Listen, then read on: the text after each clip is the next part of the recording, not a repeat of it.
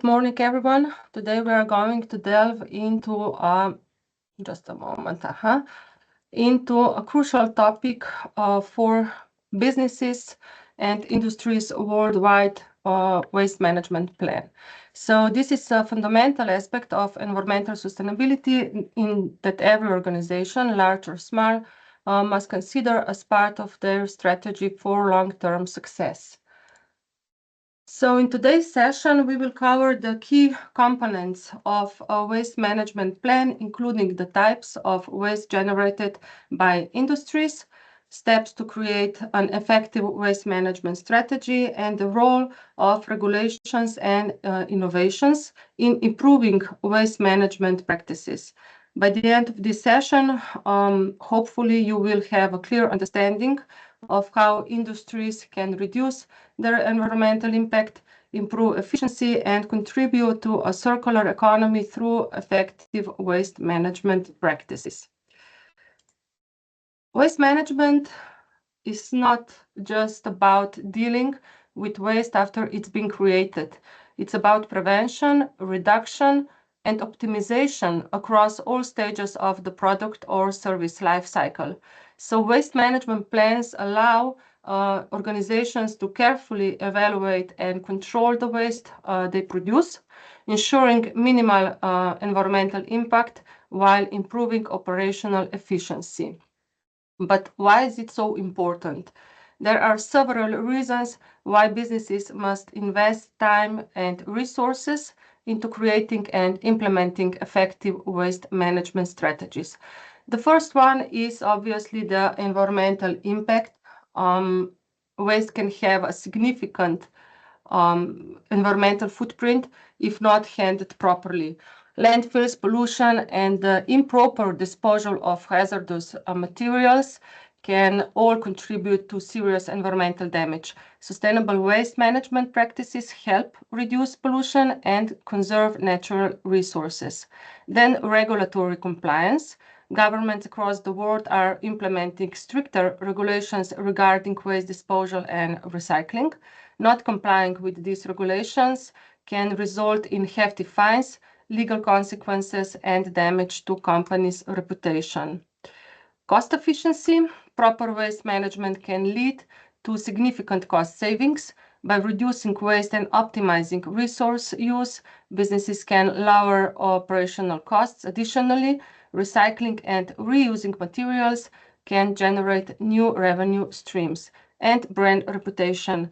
Consumers today are more environmentally conscious and tend to support brands that align with their values. Having a solid waste management plan in place demonstrates that a company is committed to sustainability and environmental responsibility, which can improve brand loyalty. Industries generate various types of waste, and understanding these types is essential for creating an effective waste management plan. Different categories of waste require specific approaches for proper handling, reduction, and disposal. And here's the key types of waste commonly produced in industrial settings. The first one is hazardous waste, which consists of materials that pose a risk to human health or the environment. This includes chemicals, solvents, batteries, oils, paints, resins, and other substances that can be toxic or corrosive. So improper handling of hazardous waste can lead to serious contamination of soil, water, and air, and has long-lasting harmful effects. For example, industries like pharmaceuticals, metal casting, and chemical production often generate hazardous waste that needs to be managed with extreme care to comply with safety regulations and protect the environment. Then we have non-hazardous waste. This type of waste is not immediately harmful for health or environment, but it still needs to be properly handled and disposed of. Common non-hazardous waste includes packaging materials, food waste, and other byproducts of industrial processes. For example, the automotive industry produces a lot of non-hazardous waste, such as excess packaging, scrap materials, and paper products that can often be recycled or repurposed. Then we have recyclable waste. Refers to materials that can be reused or processed into new products. This waste helps reduce the amount sent to landfills and lowers the demand for new raw materials. Common recyclable materials in industry include metals, plastic, glass, and paper. For example, metals, plastic, and glass are some of the most commonly recycled materials in manufacturing industries.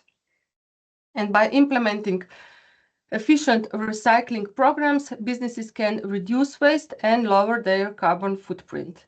Then we have organic waste, consists of biodegradable materials such as food waste, plant-based materials, and green waste. These materials can be composted or used in biogas production through anaerobic digestion processes. For example, in food processing and manufacturing, organic waste can be composed and converted into biogas to generate energy, reducing landfill waste and creating a renewable energy source. And the last one is e-waste. With the increasing use of technology in industries, electronic waste or e-waste has become a growing concern. E-waste includes discarded electronic devices such as computers, phones, and machinery. E-waste contains valuable materials like metals, plastic, and glass, but also contains hazardous substances like mercury or lead, which must be disposed of safely. So, for example, in the tech industry, old computers, phones, and other electronic devices often need to be recycled properly to recover valuable materials and ensure safe disposal of harmful substances. So let's talk about the importance of waste segregation and recycling. Effective waste management starts with waste segregation. So proper waste segregation ensures that materials are sorted and processed in the most efficient way possible. This not only reduces contamination, but also helps to increase the amount of recyclable material, making it easier to reuse valuable resources. Industries need to establish appropriate infrastructure for waste segregation at all stages of production, distribution, and product use. This includes setting up clearly labeled bins for different types of waste and training employees on proper waste handling practices. So recycling is not just about reducing waste, it's also about resource conservation. So materials like metals, plastic, glass, and paper can be recycled and reused, reducing the need for new raw materials. Recycling also helps reduce energy consumption, as it is usually less energy intensive than extracting and processing virgin materials. So let's take a look at the 10 steps for effective waste management planning. Once we understand the different types of waste generated by industry, the next crucial step is to design an effective waste management plan. An effective waste plan not only reduces waste, but also aligns with business goals, improves efficiency, and ensures compliance with regulations. So let's break down the key steps to developing a successful waste management strategy. Step 1, identify the waste your facility creates. Very important step. When you're thinking about how to manage waste most effectively, the first step is to identify your waste. Run a waste audit to figure out what waste your facility generates, what volumes of those wastes it produces, and what departments produce the most waste. Identifying waste with the help of a waste audit is essential because it allows your organization to manage its waste more strategically. So if you know the bulk of your waste is, for example, wastewater that requires treatment before disposal, you can seek out a disposal company that treats wastewater at the dedicated facility. An audit like this is also beneficial for determining where excessive waste occurs in your business. If you know most of your waste disposal practices are relatively sustainable, but one department produces excessive amounts, you can tailor your strategies toward helping them that the department reduce and recycle more. Step 2, identify waste streams. Identifying waste streams at your facility is an essential component of your waste management plan. You'll want to know how much hazardous waste and non-hazardous waste you're producing, as well as how much liquid and solid waste. You'll need this information to develop targeted disposal practices for each type of waste and ensure regulatory compliance. Or you may break your waste streams down into more specific categories like biological contaminated waste, electronic waste, and vegetative debris. To dispose of certain waste streams, you may need specialized professional services. They can mitigate the risks associated with this waste and ensure safe, responsible practices around them. As you identify various waste streams at your facility, be sure to gather data like this. So, what potential waste streams your facility can produce? Then, what local and federal laws applies to these waste streams? How much waste each stream is likely to generate? What risks, if any, the waste streams present? What source reduction and hazard mitigation practices, if applicable, you can implement for each waste stream? What criteria you will use to select storage sites and disposal methods for various waste streams, and which waste streams your waste management facility can accept. Then we have another question that you must ask yourself. So how much of each waste stream your waste management facility can even accept, and which waste streams are suitable for recycling or waste to energy programs rather than traditional disposal. So the next step of your planning should be assembling a capable waste management team. Select responsible employees, perhaps from your existing management team, or to take charge of your waste management program. If your team responsibilities will be particularly complex, consider appointing one person as the waste management coordinator. You might also consider choosing several team members to provide dedicated oversight for your waste stream apiece. One of the main benefits of creating a waste management team is the accountability it generates. If no one is explicitly responsible for dealing with waste, this essential process may fall through the cracks. A dedicated team will put strict deadlines and protocols in place to ensure comprehensive, dependable management. The next step is to evaluate your existing waste disposal methods. Take a tour of your facility and observe your performance in areas like placement of refuse and recycling bins, then labeling of refuse and recycle bins, and reliability of the services that pick up your facility's waste. Determine where your organization is strongest and where it could improve. For instance, you might notice that your recycling bins are poorly labeled, so recyclable waste goes in the trash instead. You might see that your waste bins are far away from where your processes generate waste, so the waste tends to pile up where it shouldn't.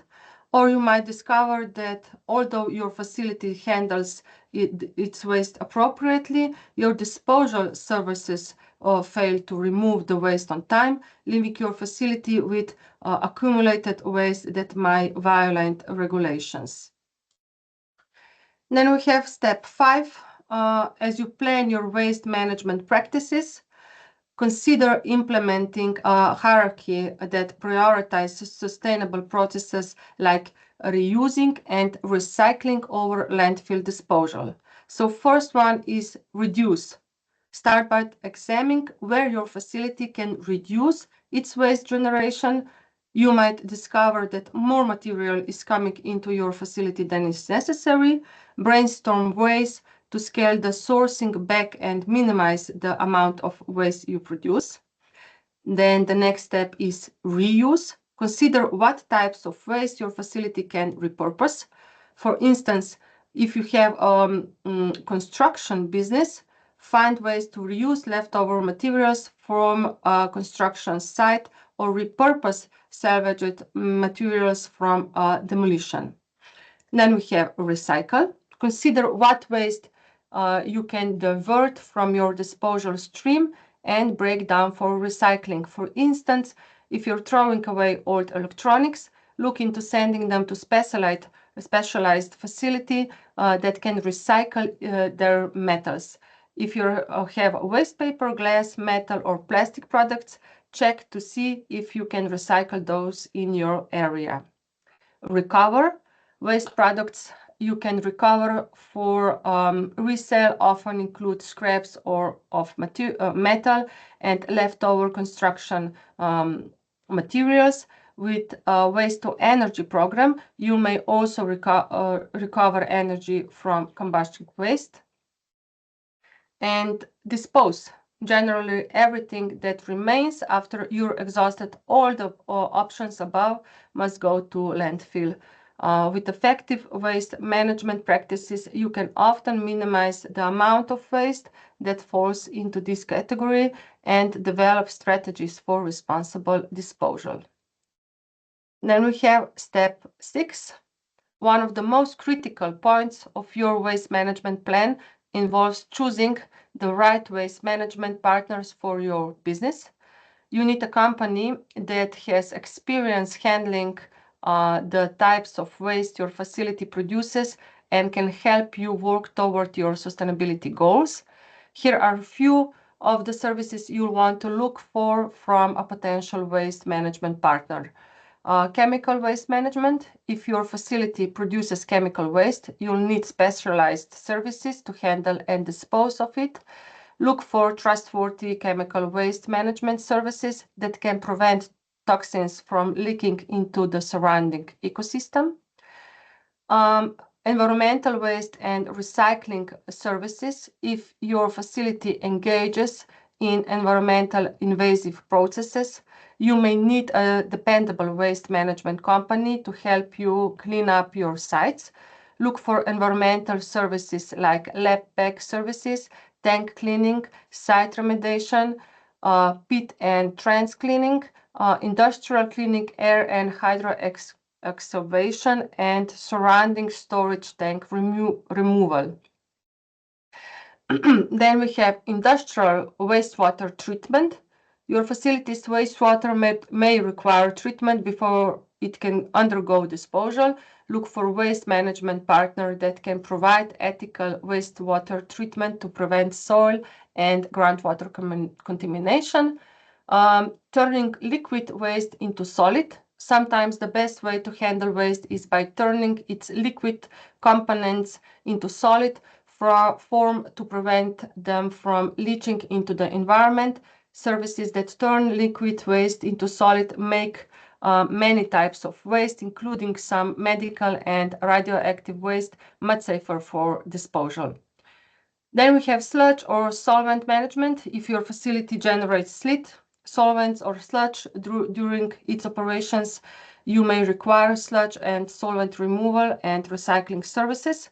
These services clean the accumulated grime from your equipment, process it and dispose of it safely while meeting applicable government regulations. And then we have waste to energy services. These programs enable you to capture energy from incinerating your waste. Your facility can either use the energy, making its consumption practices more sustainable, or send it along for homes and businesses to use. And the last one, waste transportation. To dispose of your facility's waste, your waste management company will first have to transport it, obviously, and potentially over substantial distances. So you'll want to choose a company with sustainable waste transportation services that can move your waste safely and reduce the risk of spills and pollution along the way. Step 7 in our waste management planning is setting targets for waste reduction. So as part of your waste management strategy, you should also set facility goals to work toward. Before implementing your new waste management plans, measure and quantify your existing waste management practices so you'll have a baseline to work from. Then set targets you'd like your facility to reach. For instance, you might want to reduce your waste disposal volumes by 20% or see no compliance violations during 6 months, which would be great. When you meet your target, celebrate with your team and then set new goals so your facility's operations consistently become more sustainable. Step 8, along similar lines, your facility may wish to develop a waste management action plan. For best results, consider formalizing the plan in writing and displaying it where employees can read it frequently. Your action plan should contain specific, detailed procedures for separating your facility's various types of waste, getting waste to its proper containers, and arranging disposal pickups. It should also include the protocols you will follow to ensure compliance and address the procurement of adequate personal protective equipment to protect your employees from contaminated waste. We have 2 more steps. Step 9, train employees and on new procedures. This is a very important step also. Even the best crafted waste management action won't work or won't provide you results if your employees don't understand or feel engaged with the new procedures. You'll likely want to make company-wide announcement of the new policies and then set up training sessions for your workers to increase their familiarity, confidence, and investment. You should also educate your staff about the company's sustainability targets. Doing so will give employees context for the new processes and provide goals to strive for. And step 10, track your progress and monitor your adjustments. Over time, track your organization progress towards its goals and alter your processes as necessary to enable consistent achievements. For instance, you should record the new costs of your waste management program, compare them to your goal costs, and tweak your strategies if you're coming in over budget. If your progress doesn't measure up to your expectations at first, there's still plenty of reasons for optimism. You can always adjust your waste management goals and try again. Over time, this process will lead your facility towards substantial gains in environmental responsibility and sustainability.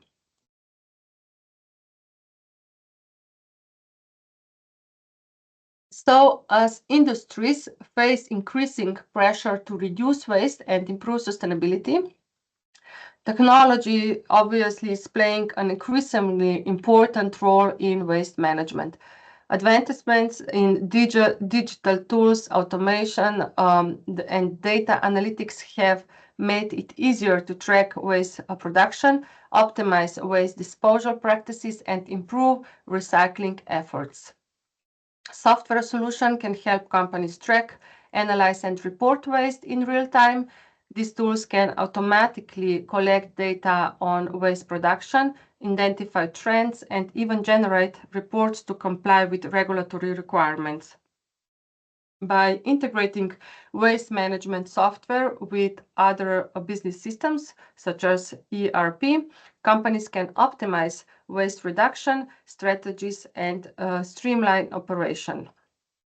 A manufacturing company, for example, could use waste management software to track how much waste is produced by each production line, helping them identify inefficiencies and implement targeted waste reduction strategies. Automated systems and robotic can be used to optimize sorting and recycling processes. These technologies increase the speed, accuracy, and efficiency of waste processing, reducing human error and maximizing recycling efforts. For example, robots with AI-powered vision systems can identify and sort different types of materials with high precision, ensuring that waste is processed correctly. For example, companies in the electronics industry are now using robots to help with the recycling of e-waste. These robots can disassemble electronic devices and recover valuable materials like metals, reducing waste and improving resource recovery rates. Another technological advancement is the use of smart waste bins. These bins use sensors to track waste levels and automatically sort waste into the appropriate categories. They can also provide real-time data on waste management performance, helping businesses monitor their waste management efforts and identify areas for improvement. In some commercial buildings, smart waste bins track the type and amount of waste being disposed of and send this data to a central monitoring system for analysis. This helps the building manager optimize waste collection schedules and ensure that recycling targets are met. So let's move on to monitoring and measuring waste management performance. Effective waste management doesn't stop at developing and implementing a plan. Ongoing monitoring and measurement are essential for ensuring that the strategies are working and that goals are being met. So without regular tracking, companies may miss opportunities for further waste reduction and cost savings. Key performance indicators. Businesses should establish KPIs to measure the effectiveness of their waste management plan. These KPIs should include metrics such as the percentage of waste diverted from landfills, the amount of material recycled, the reduction of hazardous waste, or the overall reduction in waste generated. These indicators will allow companies to track their performance over time, identify areas that need attention, and make data-driven decisions about their waste management strategies. For example, a retail company might set a KPI to reduce packaging waste by 20% within the next 2 years. Tracking this KPI will help them evaluate their progress and make adjustments if necessary. Then we have regular audits. Regular waste audits help businesses assess whether they are meeting their goals and identifying any weaknesses in their waste management processes. These audits can be conducted internally or by third-party auditors to provide an independent assessment of the company's waste management practices. The audit process typically involves reviewing waste generation data, assessing waste segregation system, and evaluating the effectiveness of recycled programs. A food processing plant, for example, may conduct quarterly waste audits to ensure that the amount of organic waste being sent to composting is increasing and that the volume of plastic waste is decreasing. And then we have waste reporting. Transparent and accurate reporting is key to monitoring waste management progress. Companies should provide regular waste reports to key stakeholders, including employees, customers, and investors. These reports should include data on waste generation, recycling rates, and efforts to reduce or eliminate waste. Reporting helps businesses track their progress towards sustainability goals and demonstrates their commitment to transparency. So, for example, a company in the automotive industry may publish an annual sustainability report outlining the amount of waste generated, how much was recycled, and their efforts to reduce packaging waste. Another key aspect of successful waste management strategy is engaging with suppliers and partners. Since much of companies' waste is generated through its supply chain, it's essential to collaborate with suppliers to reduce waste at every stage of production. So the first step is sustainable sourcing and materials. Companies can work with their suppliers to source sustainable materials that are either recyclable, reusable, or have a lower environmental impact. This collaboration can also extend to encouraging suppliers to adopt sustainable production practices and reduce their own waste. For example, a fashion retailer could collaborate with fabric suppliers to source organic or recycled materials, thus reducing textile waste in the supply chain. And then supplier waste reduction programs. In addition to sourcing sustainable materials, businesses can also work with suppliers to implement waste reduction programs. For example, businesses can encourage their suppliers to implement recycling programs, improve packaging materials to reduce waste, and optimize logistics to reduce transportation-related emissions. For example, a technology company might partner with component suppliers to reduce packaging waste or optimize the delivery routes to minimize transportation emissions. And also collaborating with partners in the supply chain can open up opportunities for joint recycling programs or shared facilities. By partnering with other companies, businesses can create a circular economy model that reduces waste, improves resource recovery, and benefits both parties. So, for example, two beverage companies might join forces to share a recycling facility that produces plastic bottles, allowing both companies to reduce costs and increase recycling rates. An effective waste management plan should be dynamic, so consistently evolving based on performance results, technological advances, and changing market conditions. And businesses should adopt a culture of continuous improvement to stay ahead of the curve in waste reduction efforts. Businesses should continue investing in innovative technologies and practices that help reduce waste, whether it's through adopting new recycling technologies, optimizing manufacturing processes, or finding ways to reduce waste materials. Innovation is a key driver of sustainable waste management. For example, companies in automotive sector are investing in 3D printing to reduce material waste, as it allows for precision manufacturing with minimal leftover materials. Engaging employees in waste management efforts is also crucial for the success of the strategy.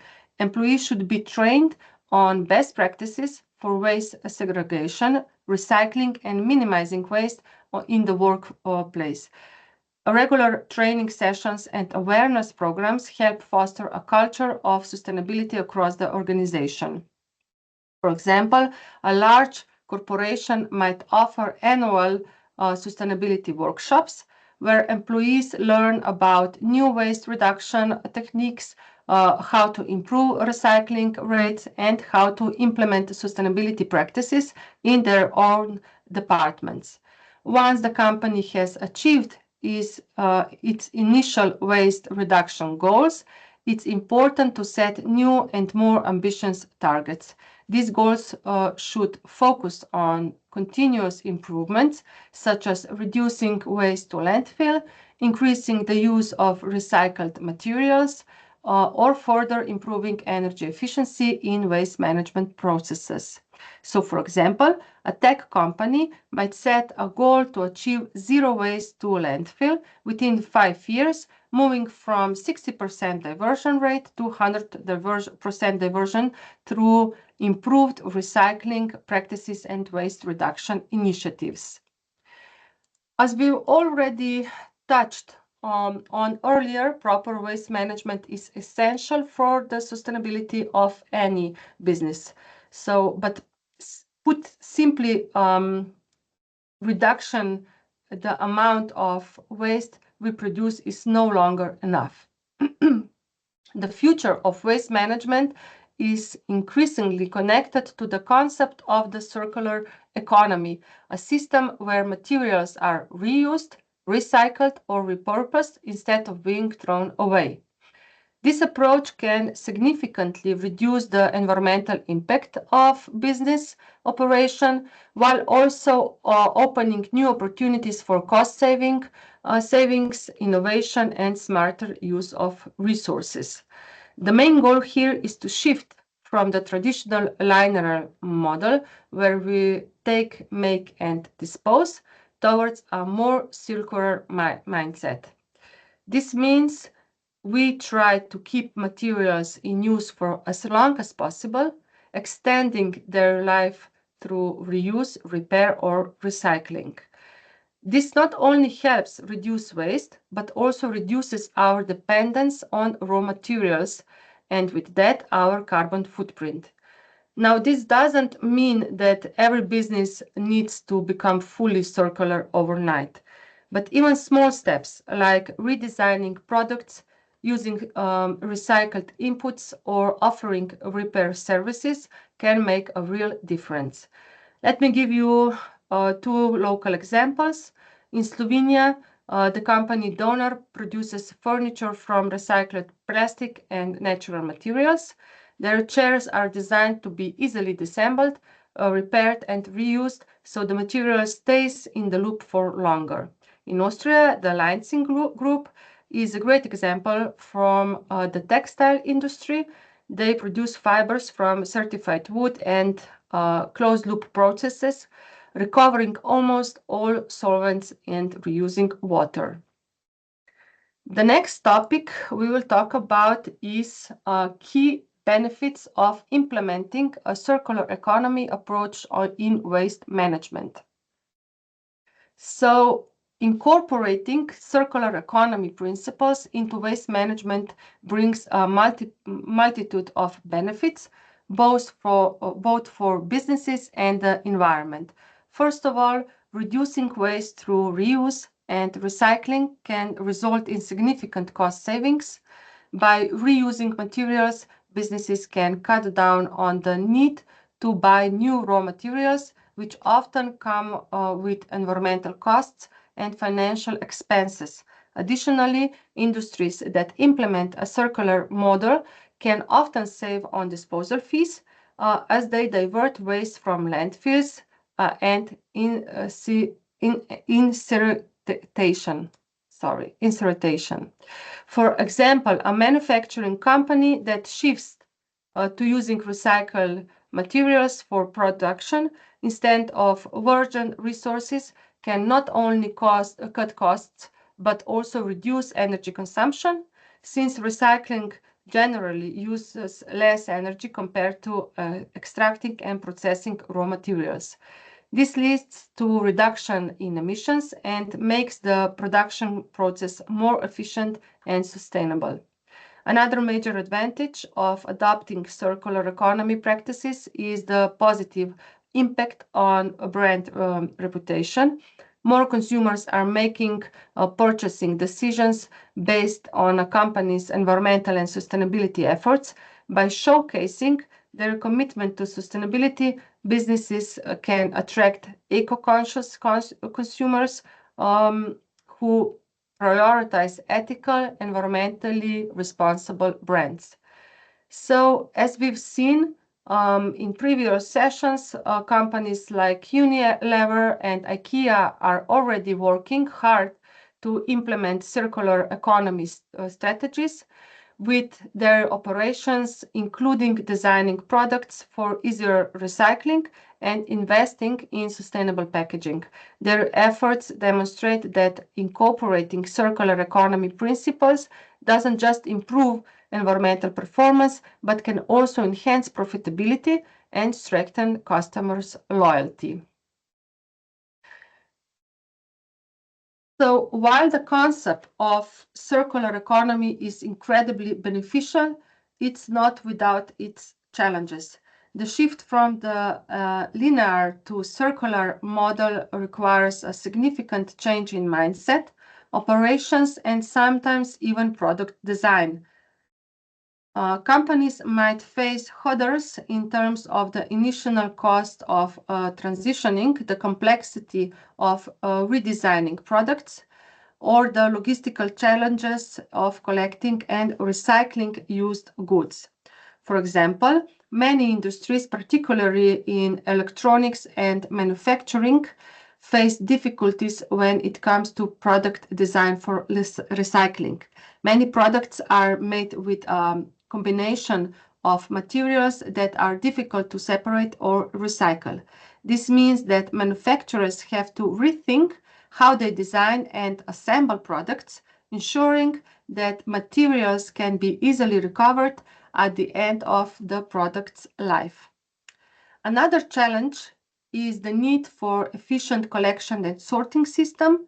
Even when products are designed with recycling in mind, they need to be properly collected, sorted, and processed to ensure that the materials can be reused. This requires significant investment in infrastructure and the establishment of reliable collection systems. It also means educating consumers on how to properly dispose of or return items for recycling. And finally, businesses may struggle with establishing partnership with other companies, especially in industries where collaboration for recycling or resource sharing is new. Many businesses may be hesitant to work together or share resources, but developing this collaboration is essential for creating a circular economy that truly closes the loop. To truly capitalize on the potential of the circular economy in waste management, companies must embrace continuous innovation. The key to overcoming the challenges mentioned above is ongoing investment in technology, process improvement, and collaboration. For instance, previously mentioned 3D printing technology is increasingly being used in industries to minimize waste. By creating products layer by layer, 3D printing uses only the material necessary to form the object, reducing waste during the manufacturing process. And additionally, AI in machine learning can help businesses to optimize their recycling processes by identifying materials that can be repurposed or improving sorting efficiency.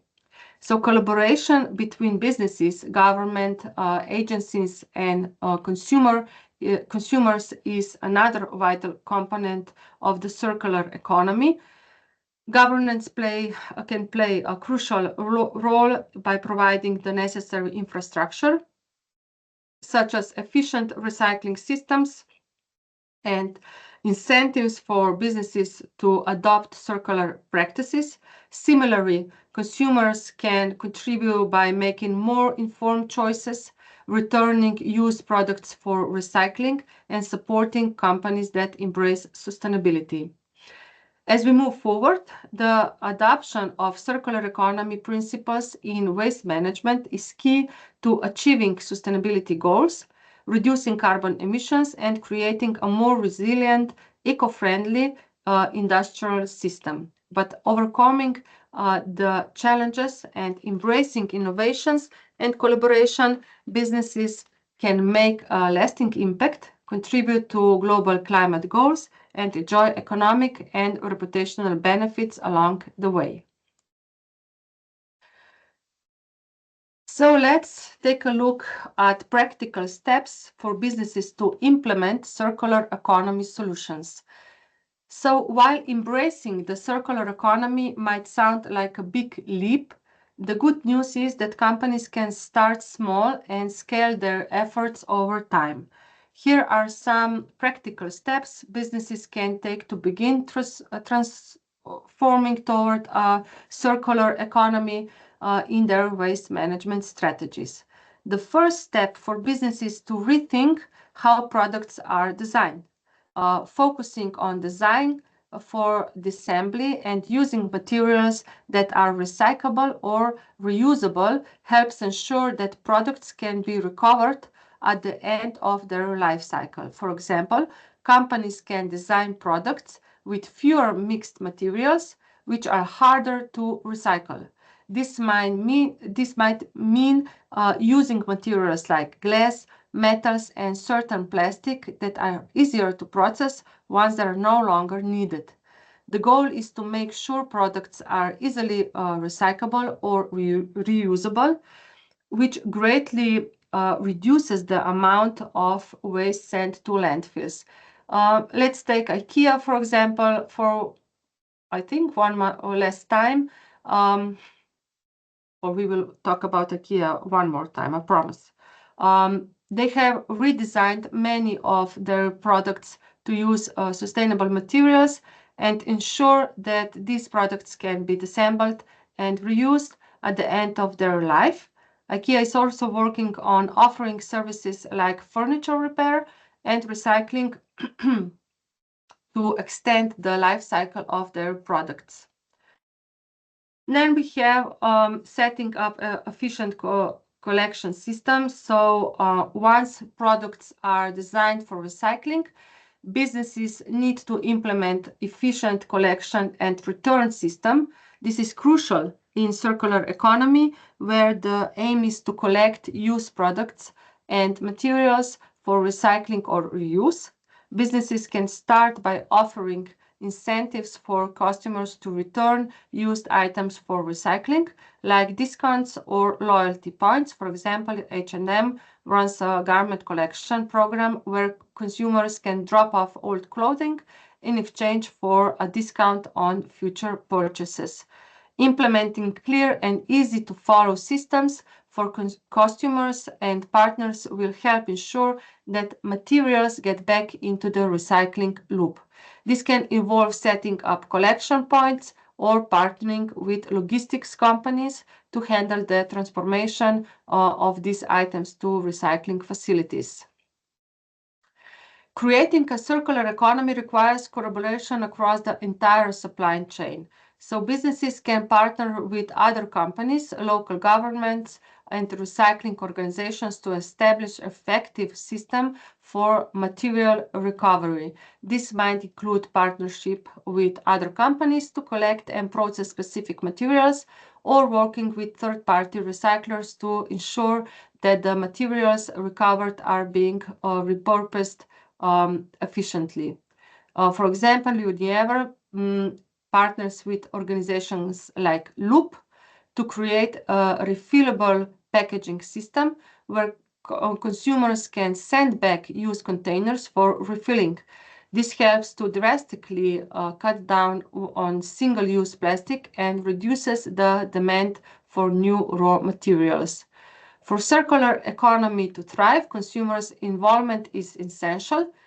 Businesses should invest in educating their consumers about the importance of recycling, reusing, and returning products. This can be achieved through awareness campaigns, product labeling, and providing information about the environmental benefits of circular economy practices.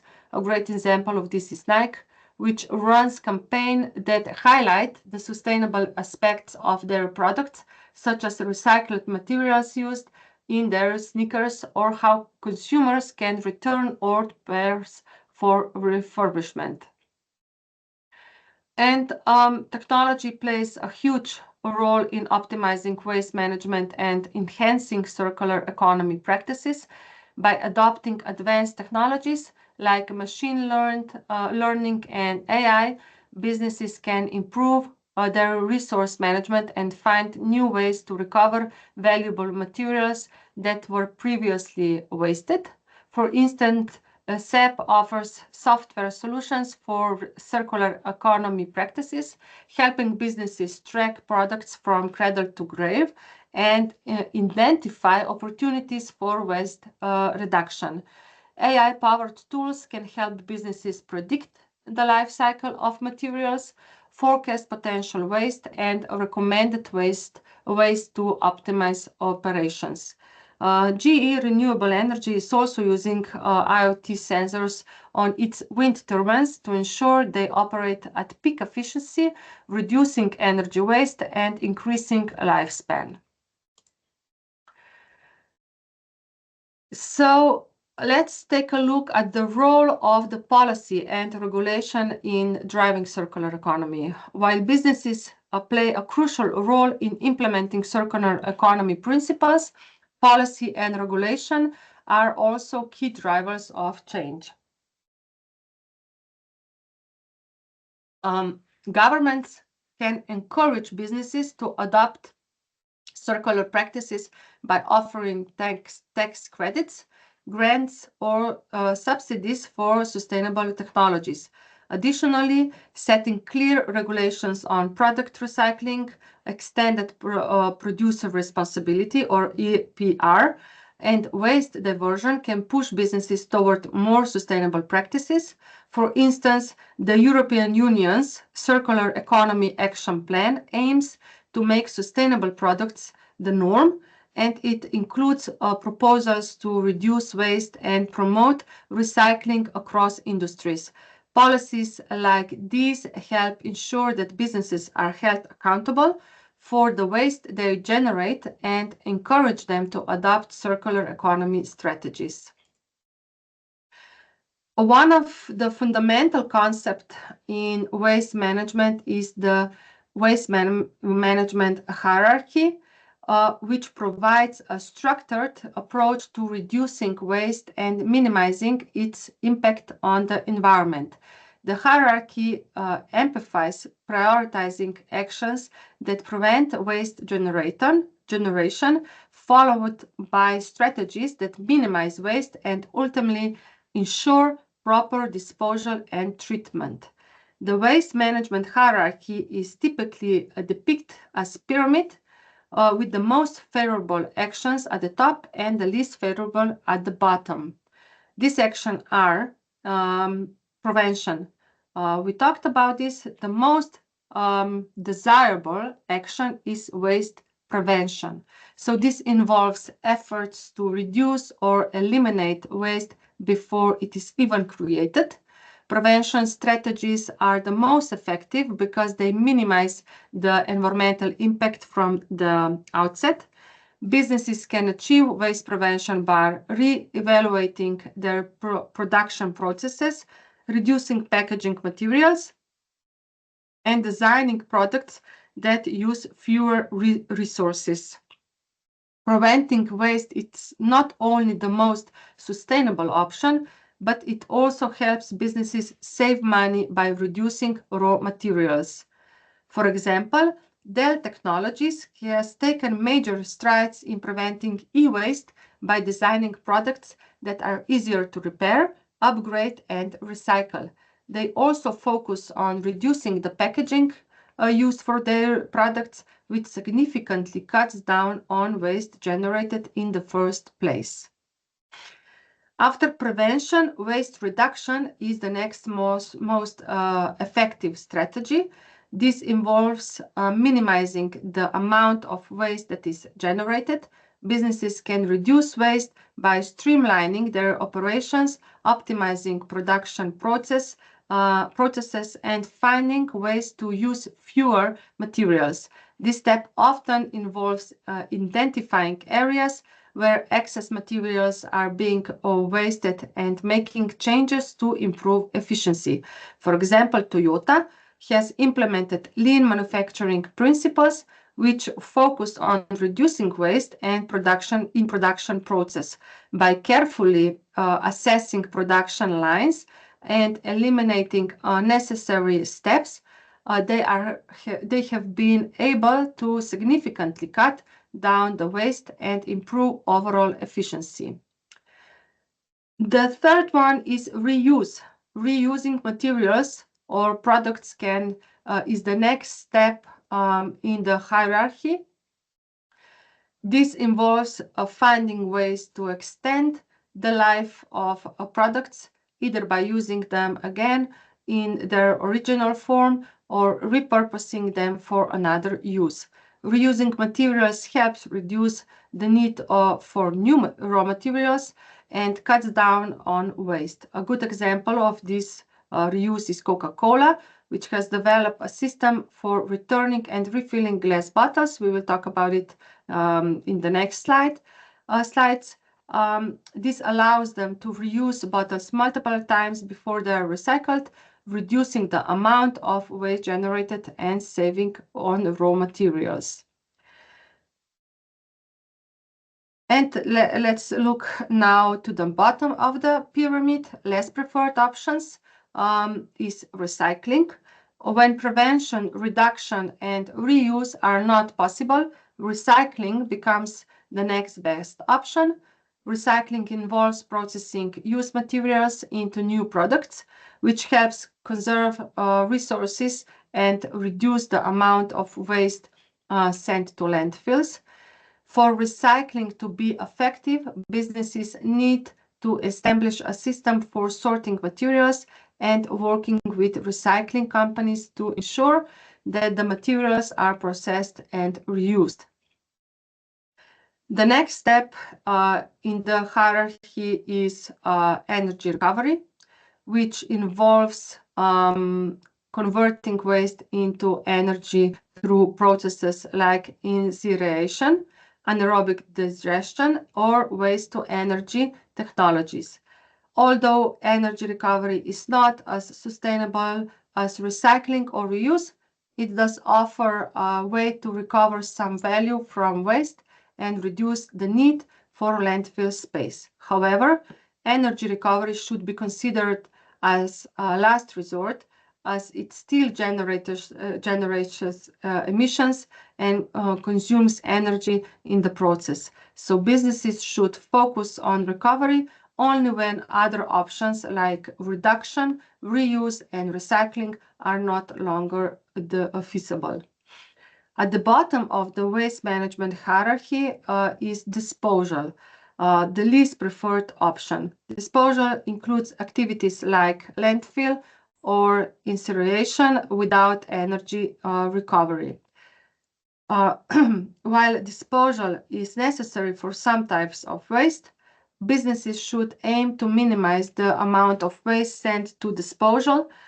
The goal should always be to divert as much as waste as possible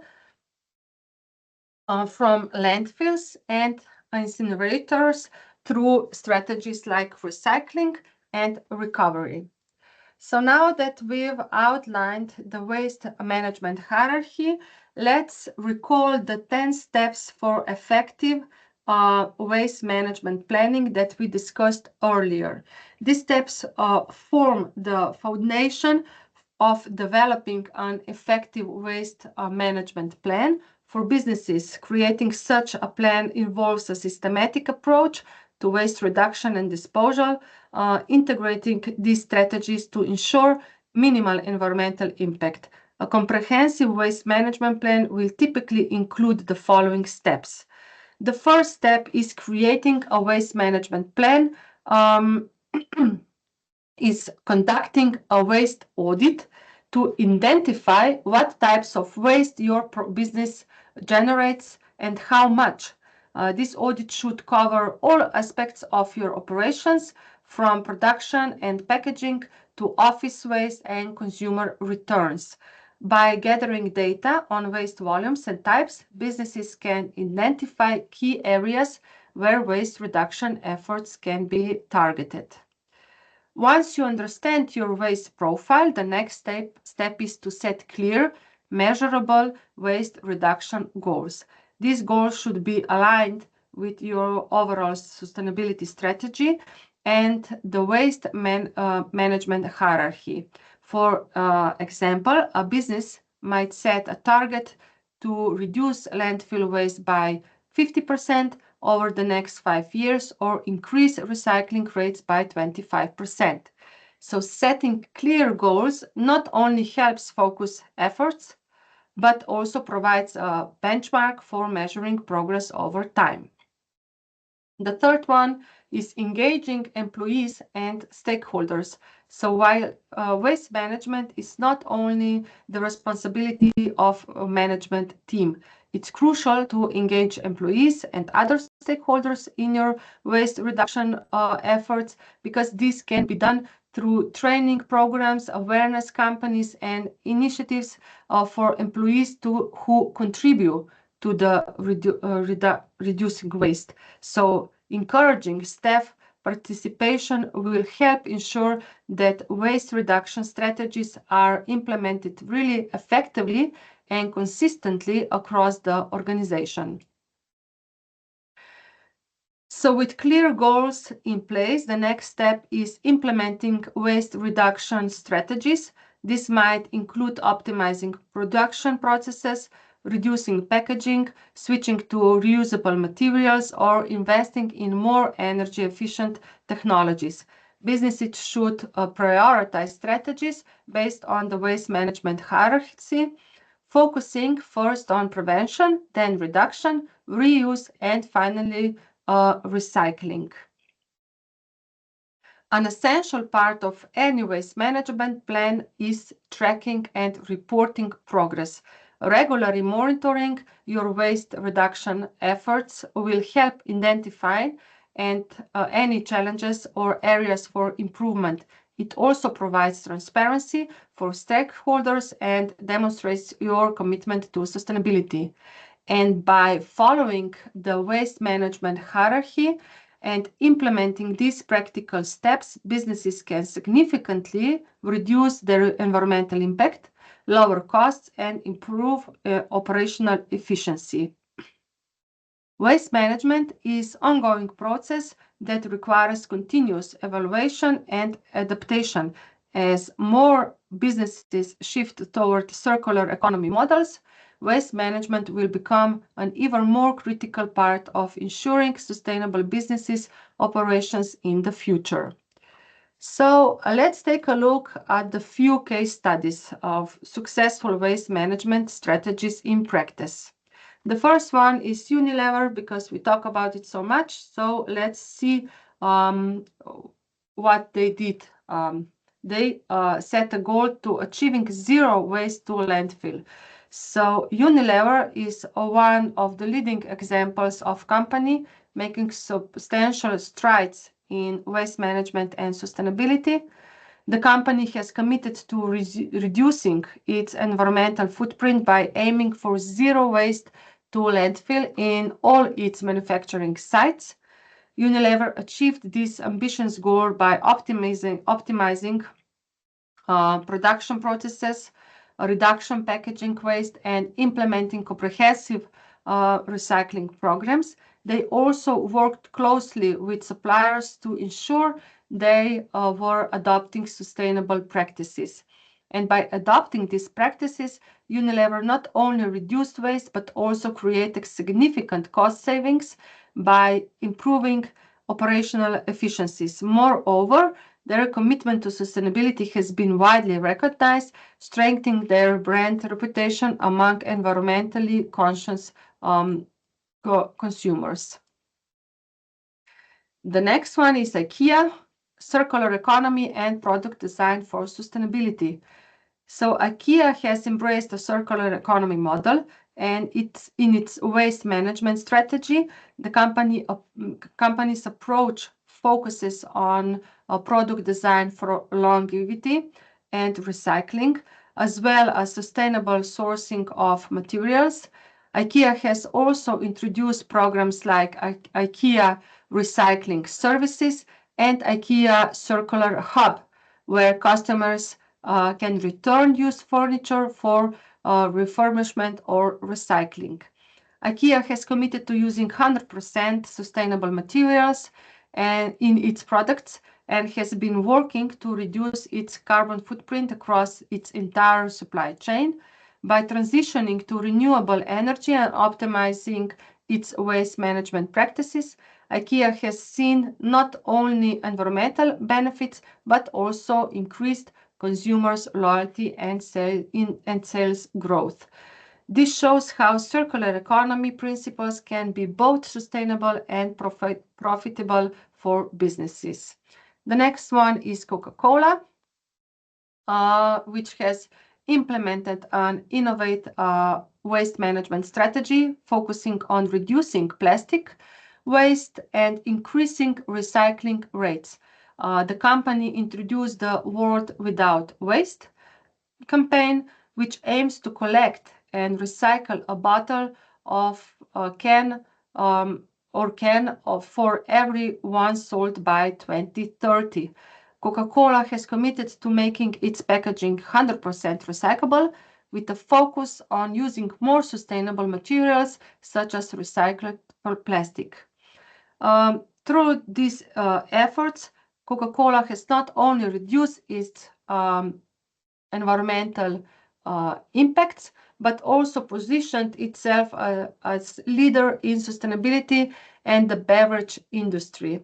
This initiative is a great example of how large companies can drive significant change by focusing on waste reduction and recycling at global scale.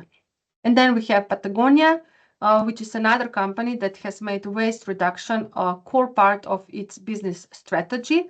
The company's waste management practices include offering consumers the option to return old items for repair, recycling, or resale through its Worn Wear program. Additionally, Patagonia uses sustainable materials like recycled polyester and organic cotton in its clothing lines. By integrating circular economy principles into its production offerings, Patagonia has been able to significantly reduce waste while promoting sustainability among consumers. Their commitment to responsible waste management has enhanced their brand reputation and attracted a dedicated consumer base that values environmentally conscious products. Let's take a quick look at Tesla. It's not on the presentation, but it's so talked about that we have to mention it. As we know, it is widely recognized as a pioneer in the electric vehicle industry and has also made notable efforts to reduce waste within its manufacturing processes. The company focuses on reusing materials, improving energy efficiency, and optimizing production workflows to minimize environmental impact. And these steps support Tesla's broader sustainability goals, not just through its electrical vehicles, but also in how they're made. These efforts have contributed to cost savings and operational efficiency, while also strengthening Tesla's positions as a leading eco-innovation brand. However, it's important to acknowledge that even forward-looking companies like Tesla face ongoing challenges.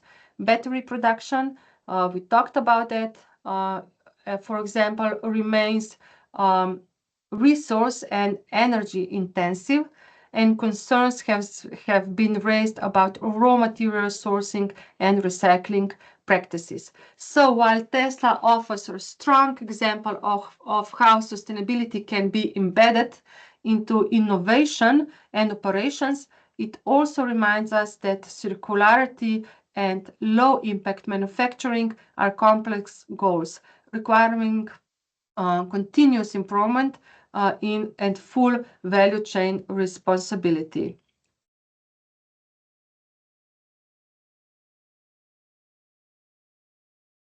So let's move on from these case studies. There are several key lessons that businesses can apply to their own waste management strategies. Let's start with clear goals and commitments. Businesses that have successfully implemented waste management strategies, often being with clear, ambitious goals, whether it's reducing waste to landfill, achieving circularity in product design, or increasing recycling rates. By setting measurable targets and tracking progress, companies can make significant strides in improving their waste management practices. The second is integration of sustainability into product design and operations. Circular economy principles like designing products for longevity and ease of recycling have been instrumental in reducing waste by considering the entire life cycle of a product from production to end-of-life disposal. Companies can drastically reduce their environmental impact. The third one is collaboration across the supply chain. Engaging with suppliers and partners to adopt sustainable practices is crucial. Many of the companies we've discussed worked closely with their suppliers to ensure sustainable sourcing, recycling, and packaging practices. Collaborating with external stakeholders creates a broader impact and enables businesses to drive sustainability at scale. And the last one is transparency and consumer engagement. So incorporating transparency into waste management practices helps build consumers' trust by educating consumers about the sustainability of their products, offering incentives for returns, and promoting eco-friendly practices. Businesses can influence consumers' behavior and drive demand for more sustainable products. So now that we've explored each step in more detail, let's take a quick overlook at the full process again, this time as a complete overview. So these are the key building blocks of any effective waste management plan. First, conduct a waste audit, understand what types and amounts of waste your business generates. Then set clear goals, define measurable and realistic targets aligned with your sustainability strategy. Engage employees and stakeholders, raise awareness, provide training, and encourage participation across the organization. Implement reduction strategies, focus on waste prevention, process optimization, and material efficiency. Track and report progress. Use data and monitoring systems to evaluate impact and adjust action if needed, and review and improve. So waste management, it's not static. Continuous improvement is really the key. And this overview shows that waste management is not one-time effort, but it's ongoing process that touches every part of the business. So, so far we've talked about how to build a solid waste management plan, setting goals, defining actions, and tracking results. But as we know, a plan only works if it's actually implemented in practice, and not just by a few people, but across the entire organization. In this part, we'll look at how to move from strategy to implementation, and more importantly, how to build a company culture that supports and sustains waste reduction efforts in the long run. Because successful implementation isn't just about the system, it's about the people, leadership, daily habits, and shared responsibilities. First, leadership commitment is essential. Change is far more effective when it's supported from the top. When managers and directors actively communicate the importance of waste goals, align them with business priorities, and lead by example, it sends a powerful message to everyone in the company. Second, internal communication and awareness play a key role. People need reminders. This can come from in the form of posters, in shared spaces, short internal campaigns, emails, visual dashboards, or even monthly updates. But keeping waste goals visible and relevant helps build strong long-term habits. Third, the use of digital tools can simplify tracking and monitoring. Many companies are turning to waste tracking software or simple automated systems that provide real-time insights into how much waste is generated, recycled, or reused. This makes it easier to measure progress without adding extra administrative work. The next is regular review and adjustment. It's important to schedule regular checkings, for example, monthly or quarterly, to assess how things are going. This allows team to see what's working, where they're failing short, how to adapt strategies quickly. And finally, we shouldn't forget to celebrate progress. It is very important and often forgotten when teams meet or exceed their targets. That deserves to be recognized. Celebrating even small wins builds motivation and creates a sense of shared responsibility across departments. So, in short, building a waste management plan is one thing, but turning it into part of organization's everyday mindset requires consistent leadership, open communication, smart tools, and culture that values progress. That's how we move on from planning to real lasting change. So another essential element of implementing a waste management plan is setting up a reliable monitoring and reporting system. Once the plan is in motion, we need to make sure we're tracking its performance, not just once, but continuously. This means regularly measuring waste volumes, landfill diversion rates, and recycling outcomes. Many companies are now using digital tools that provide real-time data, which makes it much easier to identify trends, evaluate progress, and adjust strategies quickly. When this data is visible and accessible, it becomes a practical decision-making tool, not just a report for compliance. In parallel, communication and employee engagement remain critical. Everyone in the organization, from senior leadership to frontline workers, needs to understand the plan, their role in it, and why it matters. This is where internal campaigns, trainings, and even institute programs can make a real difference. When people are engaged, they don't just follow the plan, they support it, improve it, and help it evolve. So, to sum up this section, building an effective waste management plan takes more than good intentions. It requires data-driven decision-making, a strong feedback loop, and a culture where people feel part of the solution. So I suggest that we take a short break. We'll pick things up in 15 minutes. And when we come back, we'll dive into some concrete examples of companies putting these strategies into action. So see you in 15 minutes.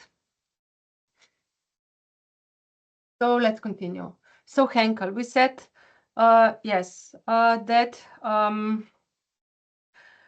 Henkel actively works on developing packaging made from recycled and recyclable materials and collaborates with partners across the EU to improve waste infrastructure and promote circular packaging innovations. And by 2022, the company reported that more than 90% of its production sites worldwide had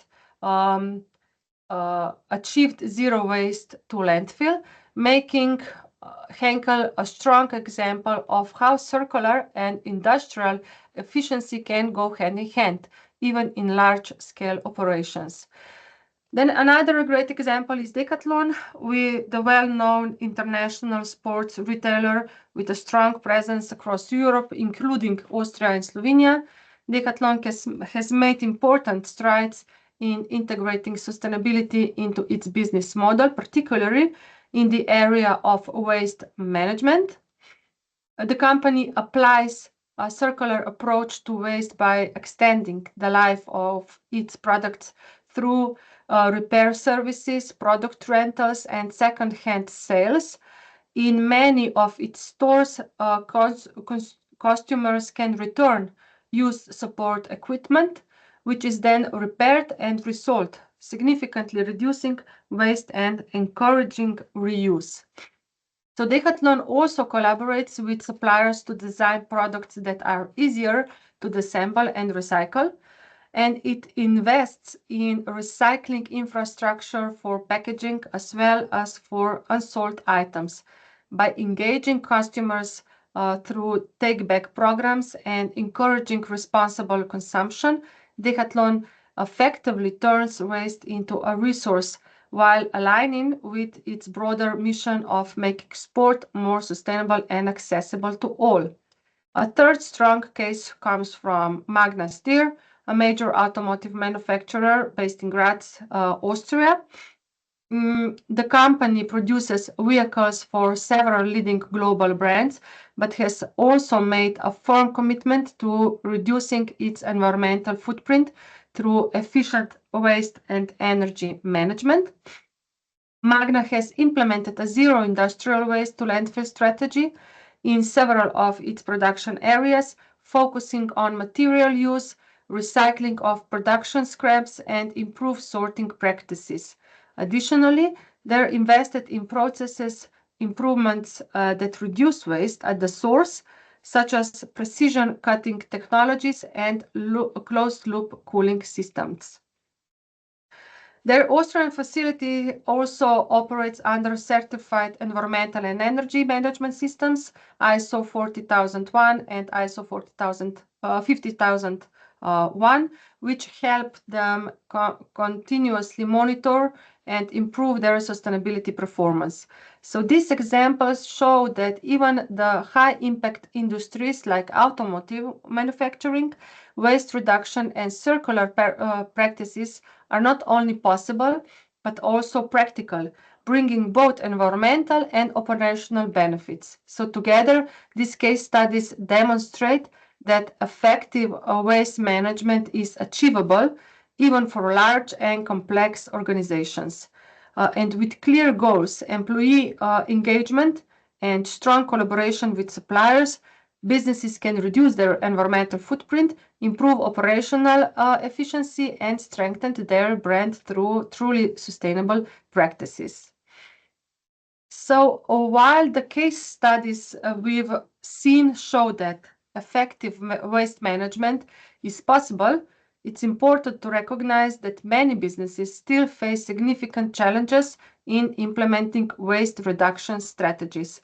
These challenges can vary depending on the industry, company size, and the type of waste produced, but there are common hurdles that many organizations encounter.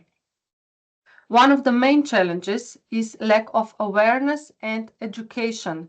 Often employees or managers might not fully understand the importance of waste reduction or how they can contribute to more sustainable practices.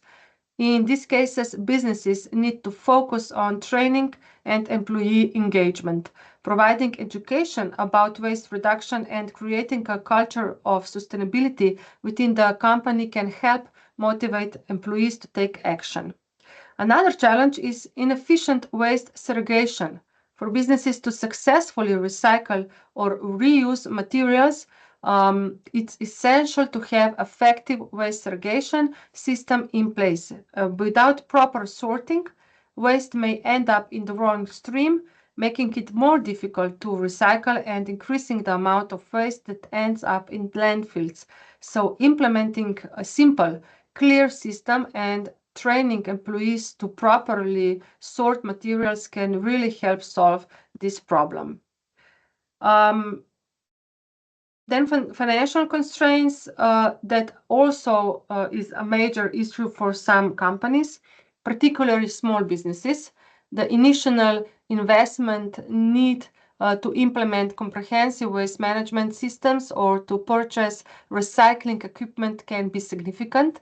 However, the long-term benefits often outweigh the initial cost, as waste reduction can lead to cost savings from reduced disposal fees, optimized processes, and even new revenue streams from recycling programs. So seeking government incentives, grants, or partnering with other businesses for joint investment in waste management technologies can help ease the financial burden. And lastly, some industries like construction face challenges related to high volumes of mixed waste that are difficult to recycle. In these cases, it may be necessary to collaborate with specialized recycling companies that can help sort and process specific types of waste that are unique to the industry. Developing partnerships with local recycling facilities can also help reduce costs and improve the efficiency of waste management practices. So let's focus on the importance of waste management culture a bit. An often overlooked element in waste management is a criterion of companies' wide waste management culture. A successful waste management program doesn't just involve the right processes and equipment. It requires that everyone in the organization takes responsibility for waste reduction. So promoting this culture starts with leadership. Top management must be committed to waste reduction and communicate this commitment clearly to all employees. This can be done through regular meetings, company-wide communications, and a visible commitment to sustainability in the company's values and mission statements. Involving employees at all levels in waste management decisions also increases the likelihood of success. Encouraging ideas for waste reduction from staff members, offering incentives for innovative solutions, or recognizing teams that excel in sustainability efforts can help create a shared responsibility for waste management.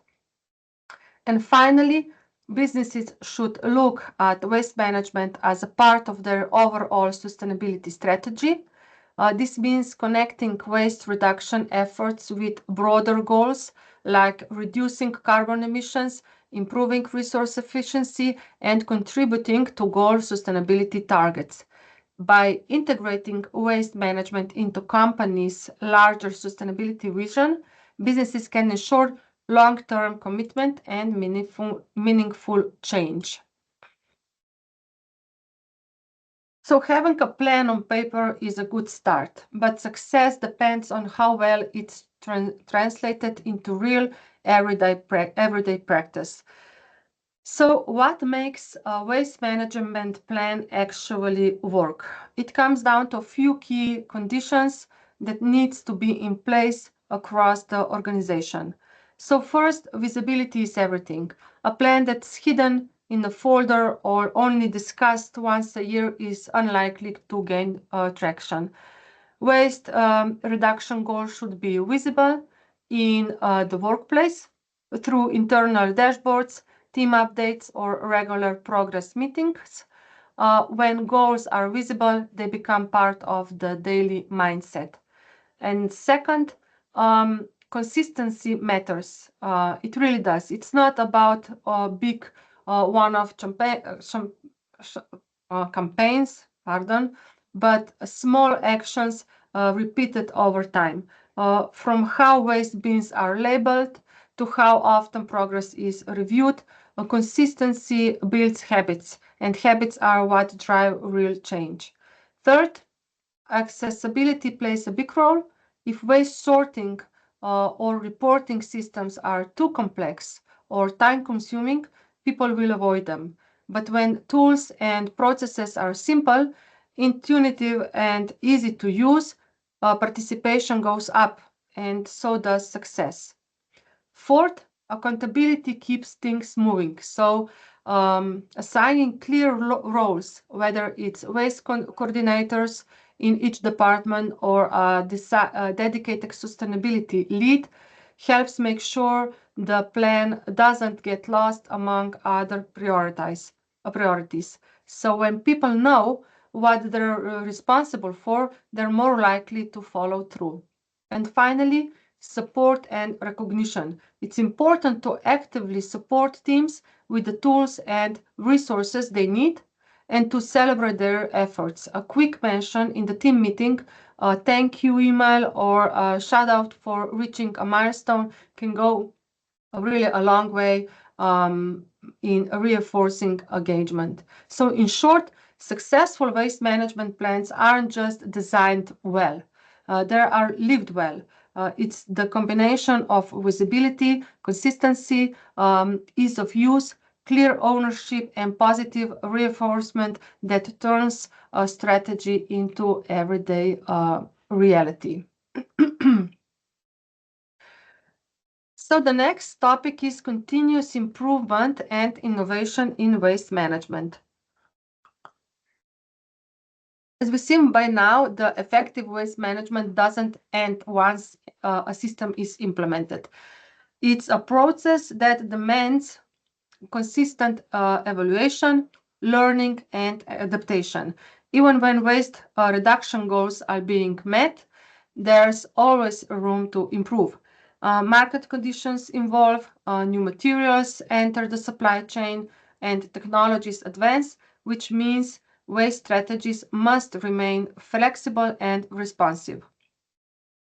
One of the most impactful ways to foster improvement is to rethink not only waste handling, but also how materials are selected and used from the beginning.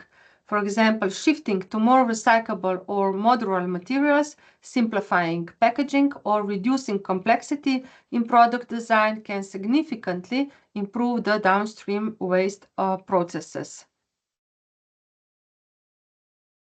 Innovation can also happen at the smaller scale, encouraging team to identify everyday inefficiencies or test new approaches, such as reusing materials internally or adjusting storage practices, can lead to measurable results.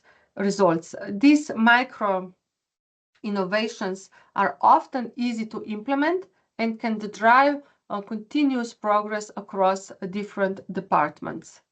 Another important element of improvement is building effective feedback mechanisms into day-to-day operations. So regular checkings, employee input, and simple reporting tools can help identify issues early and allow for quick adjustments.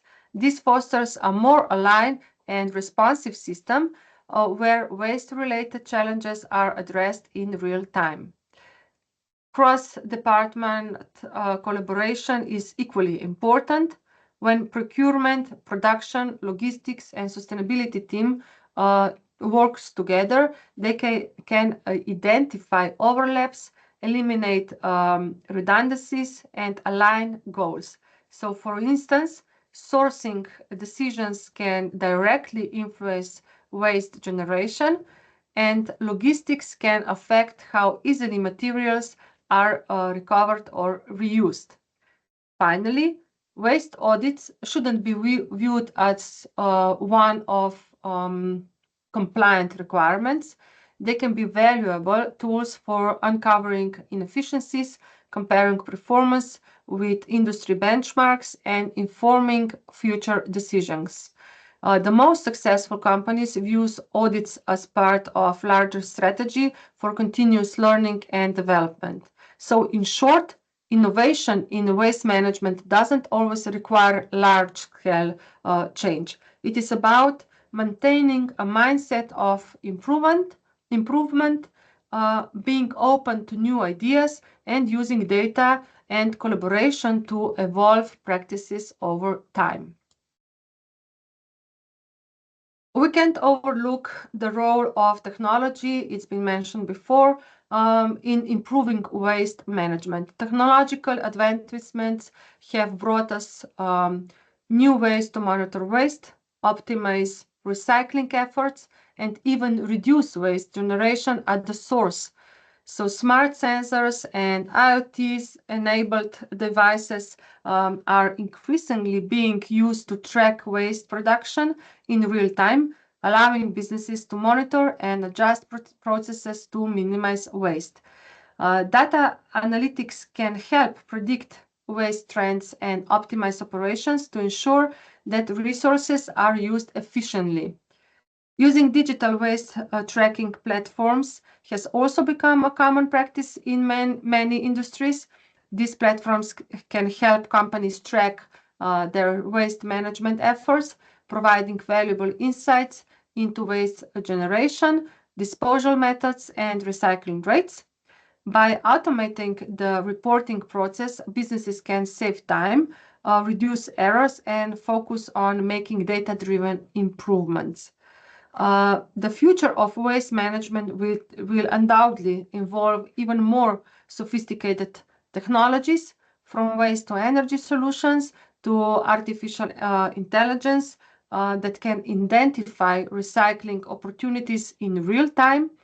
Businesses need to stay updated on emerging tools that can make their waste management programs more effective. So as we establish, waste management is not a short-term goal. It's an ongoing journey that requires long-term commitment and focus on continuous improvement. To ensure sustainability in waste management, it's essential to integrate waste reduction and sustainability practices into every very fabric of the organization. This involves not just monitoring and reducing waste, but also thinking strategically about how to make the company's operations more sustainable on the long run. One key to long-term sustainability is adopting a circular economy model. In the circular economy, like we said, businesses aim to keep products, materials, and resources in use for as long as possible. And this approach contrasts with the traditional linear model where products were made, used, and then disposed of. In circular system, waste is minimized and the value of products is maintained for as long as possible through strategies like repair, reuse, refurbish, and recycling. To move towards a circular economy, companies need to redesign products for longevity and ease of recycling. So by considering the end of life stage during the product design phase, businesses can ensure that materials are either recycled or reused instead of being discarded. So this can involve designing products that are easier to disassemble or choosing materials that are easier to recycle or repurpose. Then another strategy for long-term waste management success is collaborating with stakeholders across the supply chain. We've seen that it is a very important topic. Waste reduction and sustainability are not just about what happens within a company's four walls. It's crucial to work with suppliers, customers, and even competitors to find new solutions and share best practices. And engaging with suppliers early on, for example, can help ensure that the materials used in production are sourced sustainably and that recycling or reuse opportunities are maximized. And engaging consumers is also a critical element of long-term strategy. Educating consumers about the environmental impact of their purchasing choices can encourage them to recycle or reuse products at the end of their life cycle. That can help extend the product's useful life and reduce waste. So brands that make sustainability a part of their messaging and actively encourage responsible consumers' behavior often build stronger, more loyal customer bases. And furthermore, setting long-term goals that go beyond immediate waste reduction can help guide the company's sustainability strategy. And these goals should align with global sustainability targets, such as those outlined in United Nations Sustainable Development Goals. By setting ambitious but achievable goals for futures, companies can maintain momentum and ensure they are continually improving their waste management and sustainability practices. So one of the most important aspects of long-term strategy is ensuring that progress is measurable. Tracking waste reduction efforts through key performance indicators or KPIs can help businesses understand how well they are doing and identify areas for improvement. Regular reporting on waste generators, recycling rates and sustainability efforts is essential for transparency and accountability.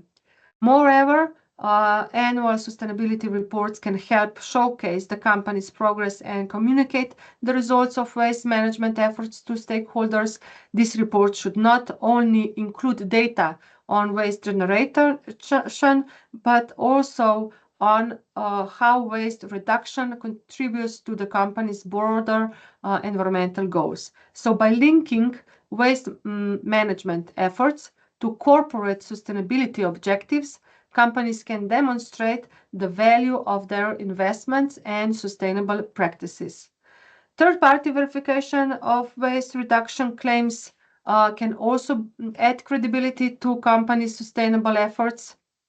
Independent audits and certifications from organizations like the Carbon Trust or ISO 14001 can help ensure that the company's waste management practices meet international standards and contribute to the global efforts to reduce waste and emission.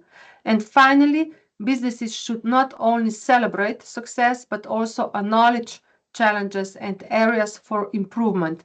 This commitment to continuous improvement ensures that company remains adaptable and proactive in the face of changing market conditions involving regulations and new technologies.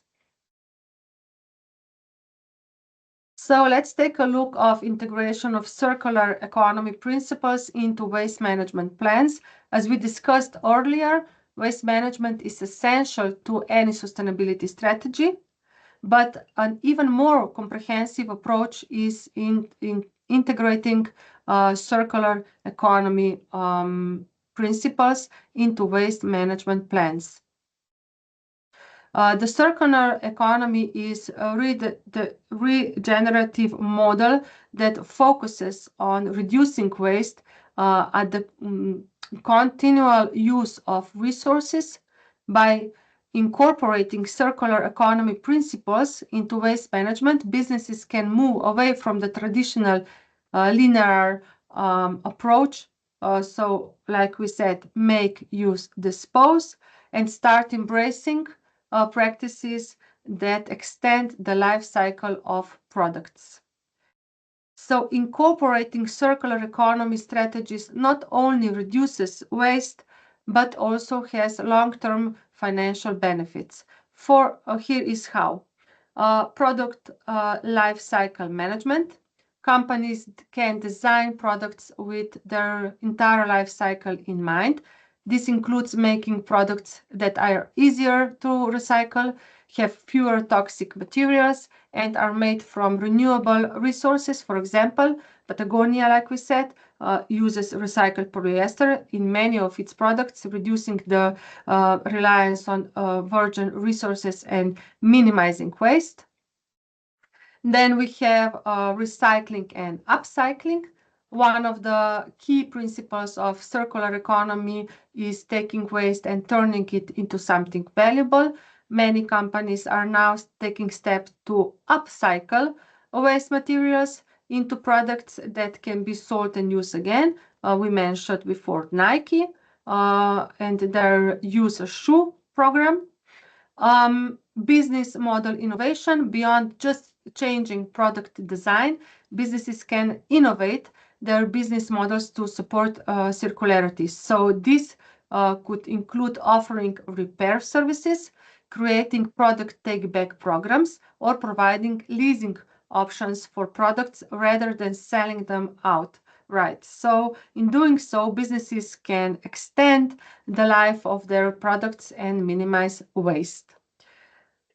As businesses begin to adopt these principles, waste management becomes not just about disposal, but about creating a sustainable cycle of consumption and production that reduce environmental harm.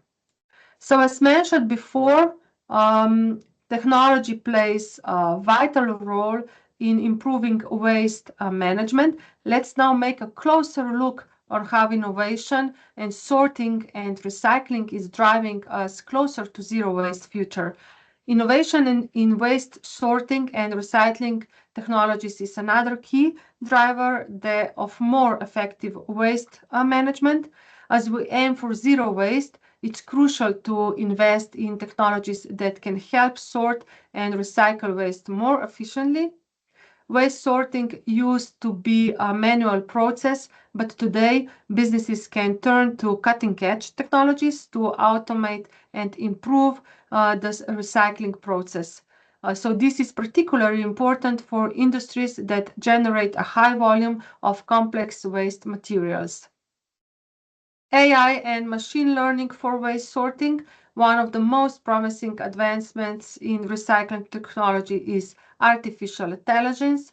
AI-powered systems can now analyze and sort waste more accurately than ever before. For example, robots with computer vision capabilities can identify different types of plastic and metals, allowing for more efficient separation. So this improves the purity of the recycled materials, making them more valuable and reducing contamination.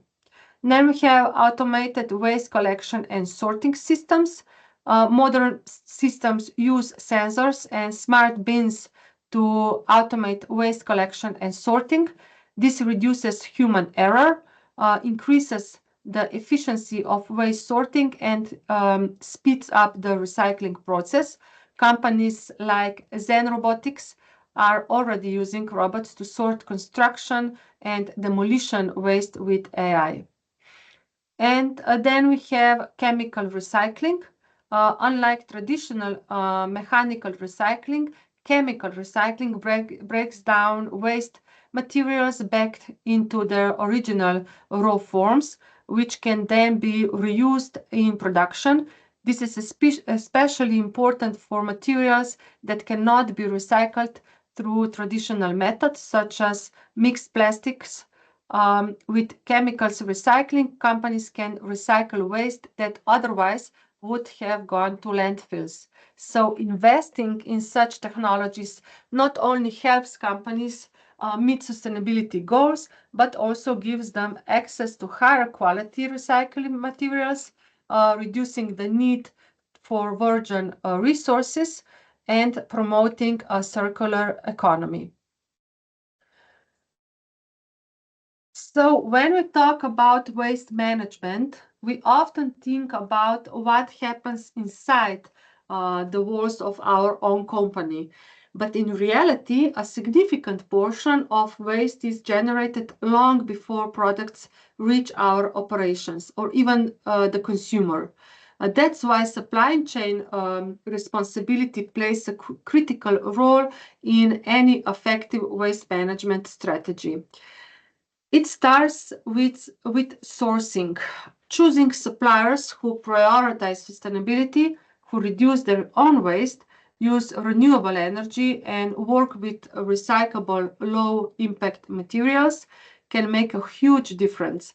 A great example of this is the German brand Frosch, which produces cleaning products using 100% recycled plastic bottles and works closely with transparent circular supply chain.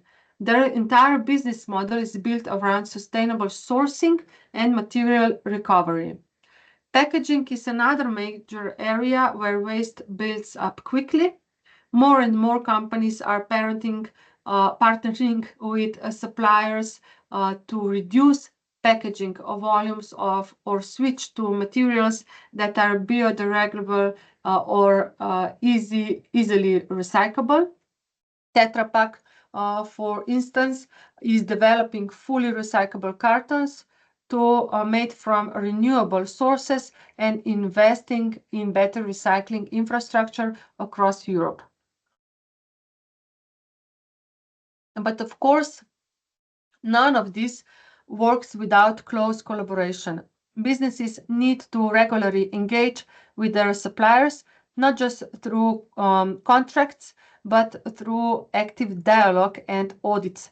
Together, they can find new ways to reduce waste in production, improve packaging design, and optimize transport and logistics. So, in short, if we want to manage waste effectively, we can't just look at our own backyard. We need to look across the entire supply chain and make sure every part of it is aligned with our sustainability goals. While businesses play a major role in reducing waste, consumer education is also essential in ensuring that waste reduction efforts are effective. So, educating consumers about the environmental impact of their purchases, how to properly dispose of waste, and the importance of recycling is vital in fostering a culture of sustainability.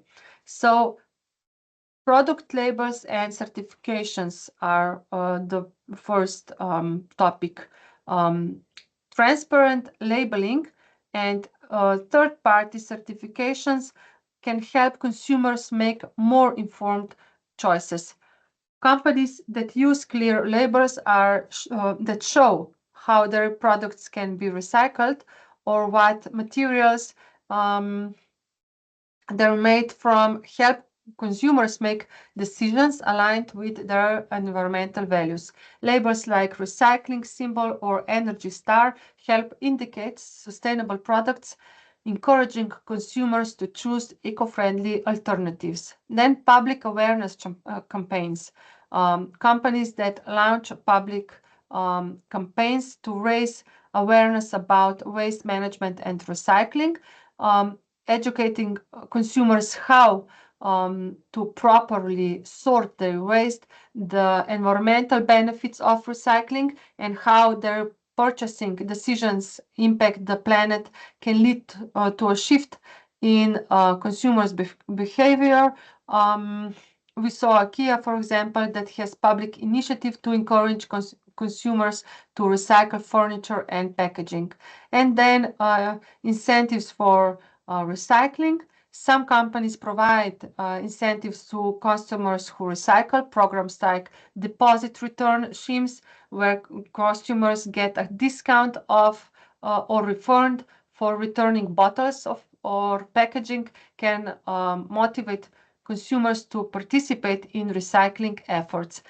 This not only helps the company reduce waste, but also actively engages consumers in sustainability practices. And then we I saw that we have one question. Hi. Hi. In the previous slide, Mhm. I just have a question I forgot to ask. Can you change to the previous Yeah. slide? One more slide, please. Mhm.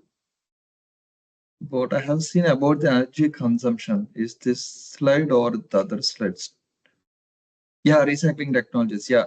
So about this chemical recycling processes and also, are there any special guidelines or something else they were taking into consideration because the energy consumption for the recycling is really high, right, compared to the normal manufacturing process?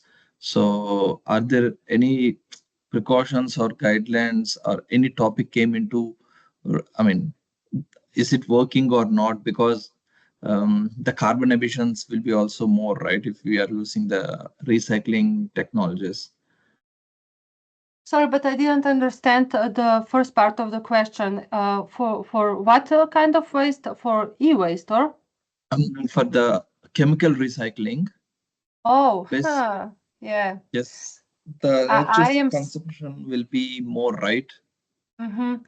I'm so So, sorry, but this is mhm. not my field. I don't know about chemical recycling and what the best thing is to do because I'm from another field, Yeah, yeah. industrial field. I mean, yeah, maybe a general question, not even a chemical recycling. Basically, the recycling itself makes more energy consumption for the manufacturing industries, right? Yeah. So that is my general question as well, how it works. Yeah. So if I understood correctly, and please jump in if I didn't. So how the recycling of the waste impacts on the CO2 emissions. Yes, Mhm. exactly. Yes. For example, when we are doing our environmental inventory for carbon footprint calculation, it is important that it's stated, is it the waste that goes to landfill or is it recycled? So that's the main question, because even though you properly dispose the waste, you can basically choose if the waste will be recycled or disposed to the landfill. And this is for calculation of the waste, the important information. So it's better if it's recycled. So for example, the construction waste can be put to landfill or recycled. And it's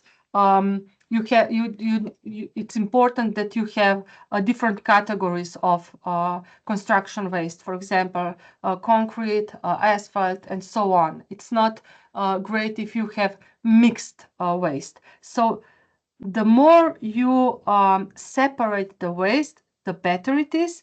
And if you choose to dispose it, it's better if you give it to the company that is that has the license for recycling than to just dispose it on the landfill, which is also has the how to say, the license that can manage this kind of waste.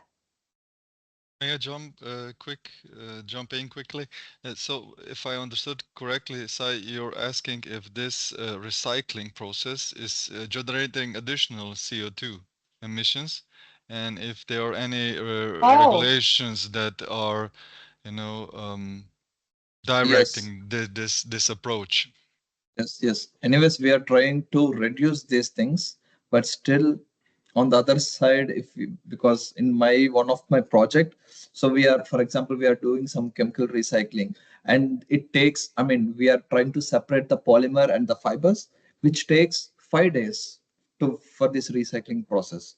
So the degradation of the polymer takes 5 days. So it's a very long time. Energy consumption is more. So that's why I was like curious to okay. know. From the aspect of you are the one who are recycling the product. Yeah, yeah, Mhm. yeah. We are Mhm. recycling. Yes, one of our No, colleague is doing this thing. So yeah. Not even Yeah. talking about the challenges that arise with that as well. Yes. This is an additional effort for the company, right? Yeah. This, in this context. But again, I'm so sorry. I will have to look on this. But if recycling is part of their process anyway, because I don't know how is it in Austria, but in Slovenia you have to have the license basically that you can recycle a waste. You know, you have to have the license, and if you do have it, I think that it is mandatory that you recycle that. So I don't know from the perspective of basically your side. It's a very interesting questions because I don't know. On the other hand, should they just what was the process before? They just gave it to the landfill, or what was the process? No, initially we have the material from we had a mechanical recycling. So the first step is the mechanical recycling, the shredded material. Oh, so now it will be chemical recycling? Yes, Yeah, yes. okay, I understand now. I'm sorry. I No, do it's have fine, yeah. coffee here, but it's cold, so it's No, not it's fine, helping. it's fine, yeah. Yes, I don't know, but from what I've read and all the information that I have, chemical recycling is more precise, so it should be better. I know that it's more complex and it takes more time and energy and everything, and I'm not sure, but I can look into it. How it affects then the carbon footprint. Yeah, sure. But when calculating the carbon footprint, it's not enough to just our PR, for example, asks me, Tina, how much carbon footprint did we had last year? And I said, look, it's important to have the concept. We have to have the scope, the whole process in mind, because our calculation of carbon footprint this year is much bigger than last year because our scope is bigger. And so a scope of your process is different. And that's why your carbon footprint calculation will be different. But keeping in mind, yes, but keeping in mind that your process is now more defined is better. So it's not linear, when giving the information, you have to be very carefully what your information is, because you have to have the concept in mind, and that's very important. But too much? Yeah, I just wanted to add one comment or a question, coming back to the initial question from Sai. Does not this EPR law, extended producer responsibility, cover also the part for recycling? I mean, are not the companies obliged to recycle their product as well? We will talk about it in the next slide. But as I said, yes, they have the responsibility. But I'm sorry, it is a bit deep question for my knowledge, because I'm not from this field, and I really don't know. But it's something to keep in mind. Yeah. Okay. Thanks. Thank you very much for your question. Yeah. So, I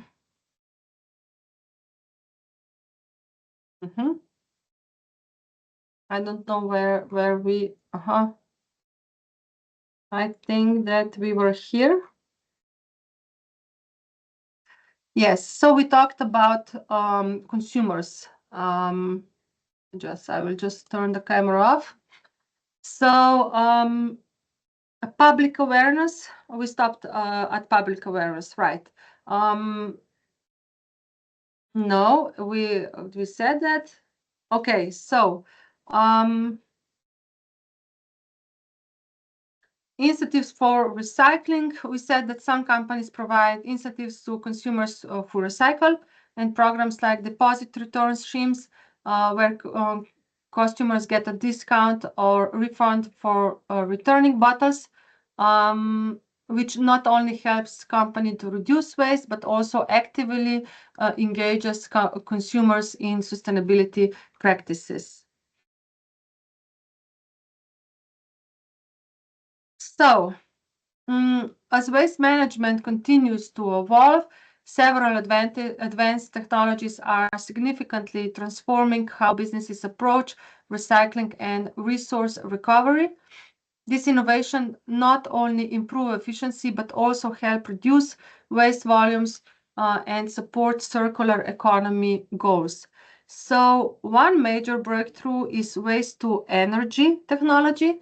This process converts non-recyclable waste into usable forms of energy, such as electricity or heat. Waste to energy, or WTE, plays a key role in reducing landfill use while contributing to renewable energy production.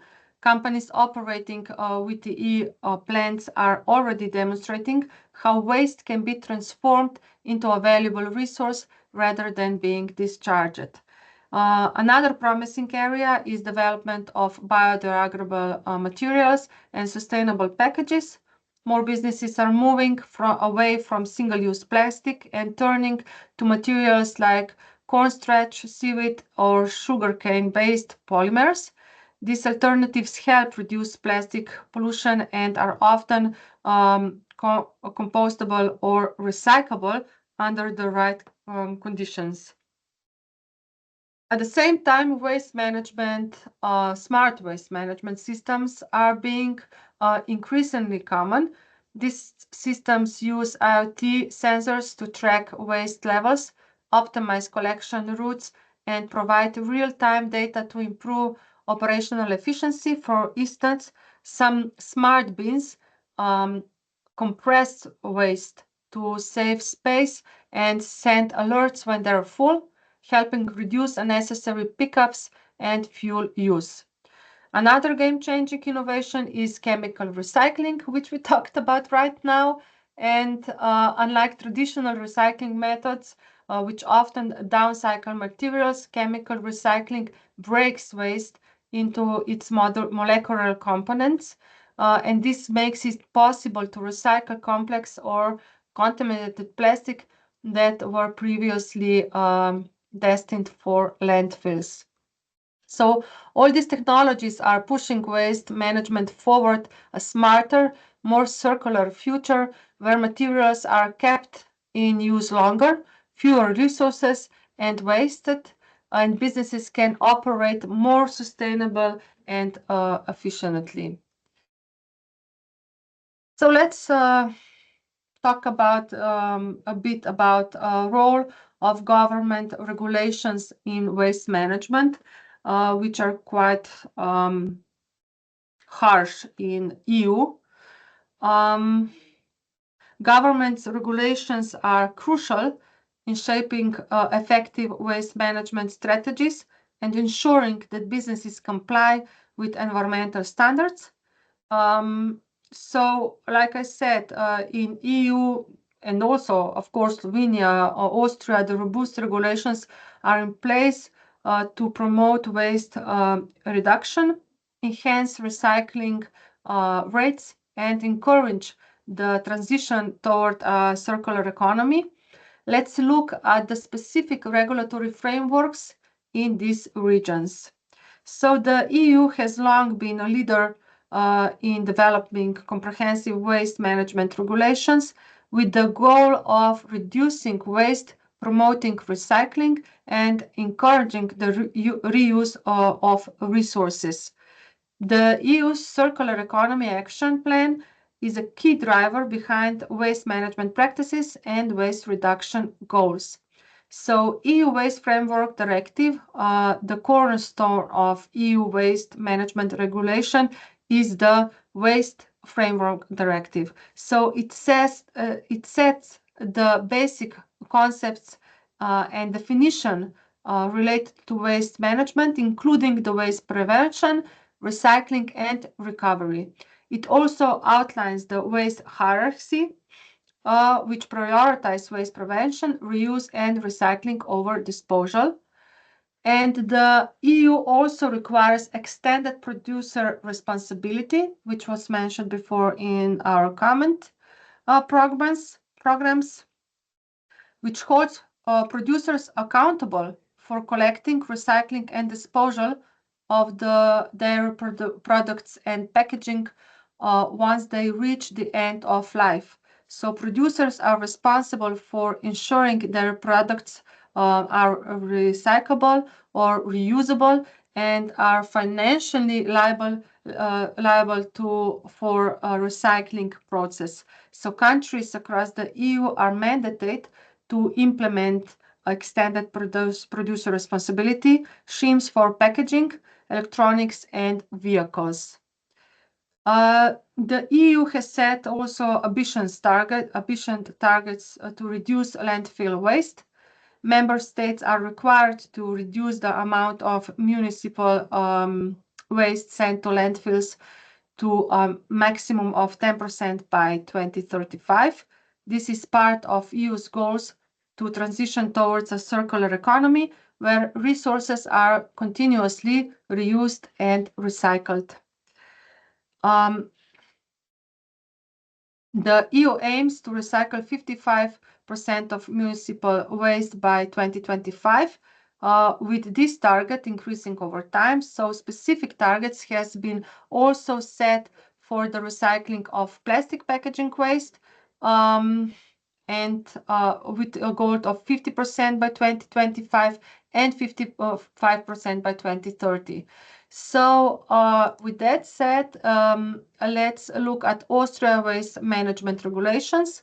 Austria is known for its strong waste management practices and has been basically a leader in waste recycling, I would say almost within Europe.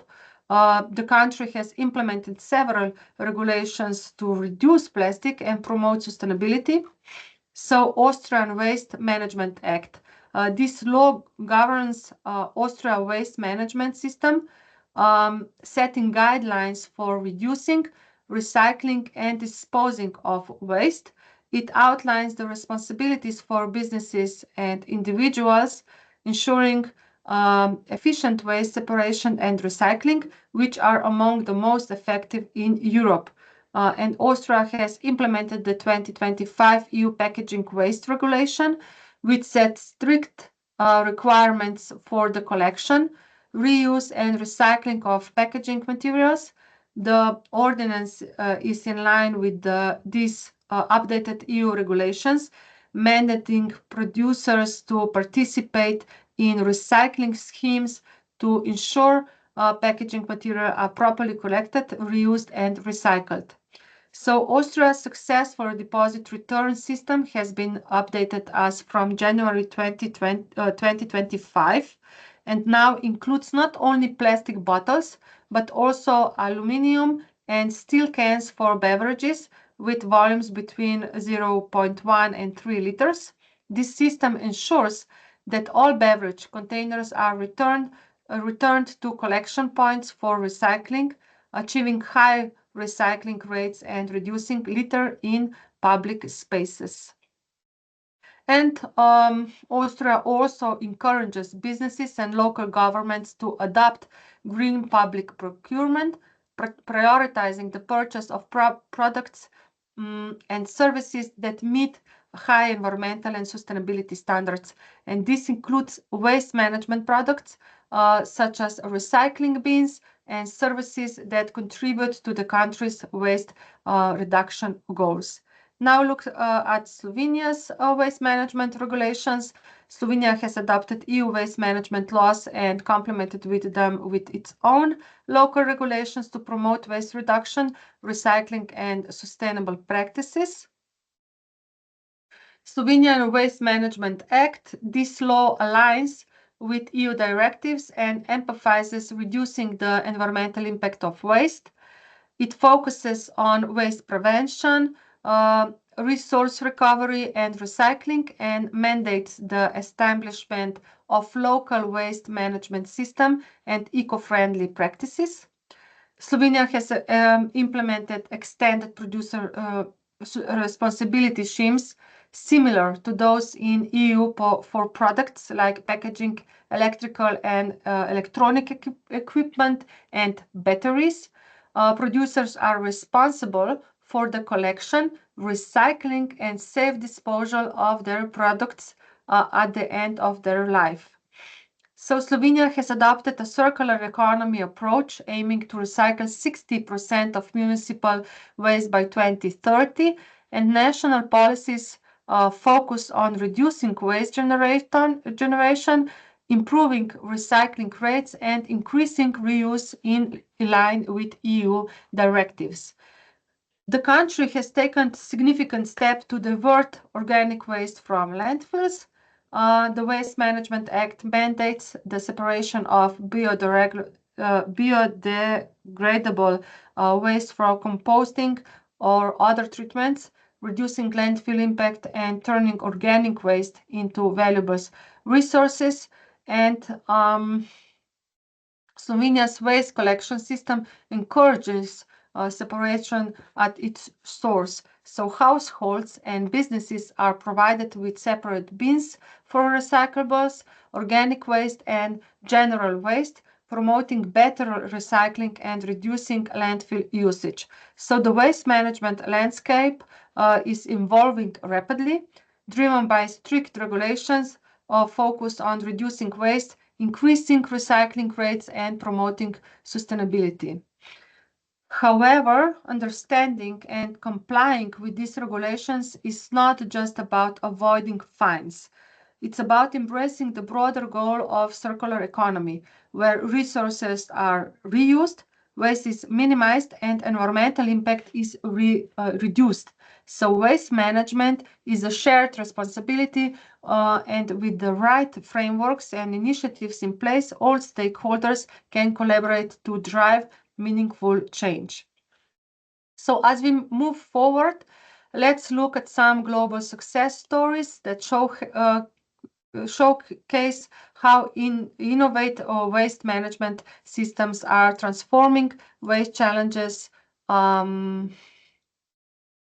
into valuable opportunities for both sustainability and economic growth. So effective waste management is crucial in the global transition towards sustainability, and different countries have adopted innovative approaches that not only reduce waste, but also convert it into valuable resources. And let's explore some case studies that showcase successful waste management systems and their impact on both the environment and economy. So Sweden's waste to energy models. Sweden is a global leader in waste management and recycling. The country has successfully implemented a waste to energy system, making waste management both an environmental and economic asset. Key success: Sweden's waste to energy plants convert non-recyclable waste into energy. Around 50% of Sweden's waste is used to produce energy, while the remainder is either recycled or sent to landfills. Impact: the system reduces landfill waste significantly and provides renewable energy, helping to meet the country's energy needs.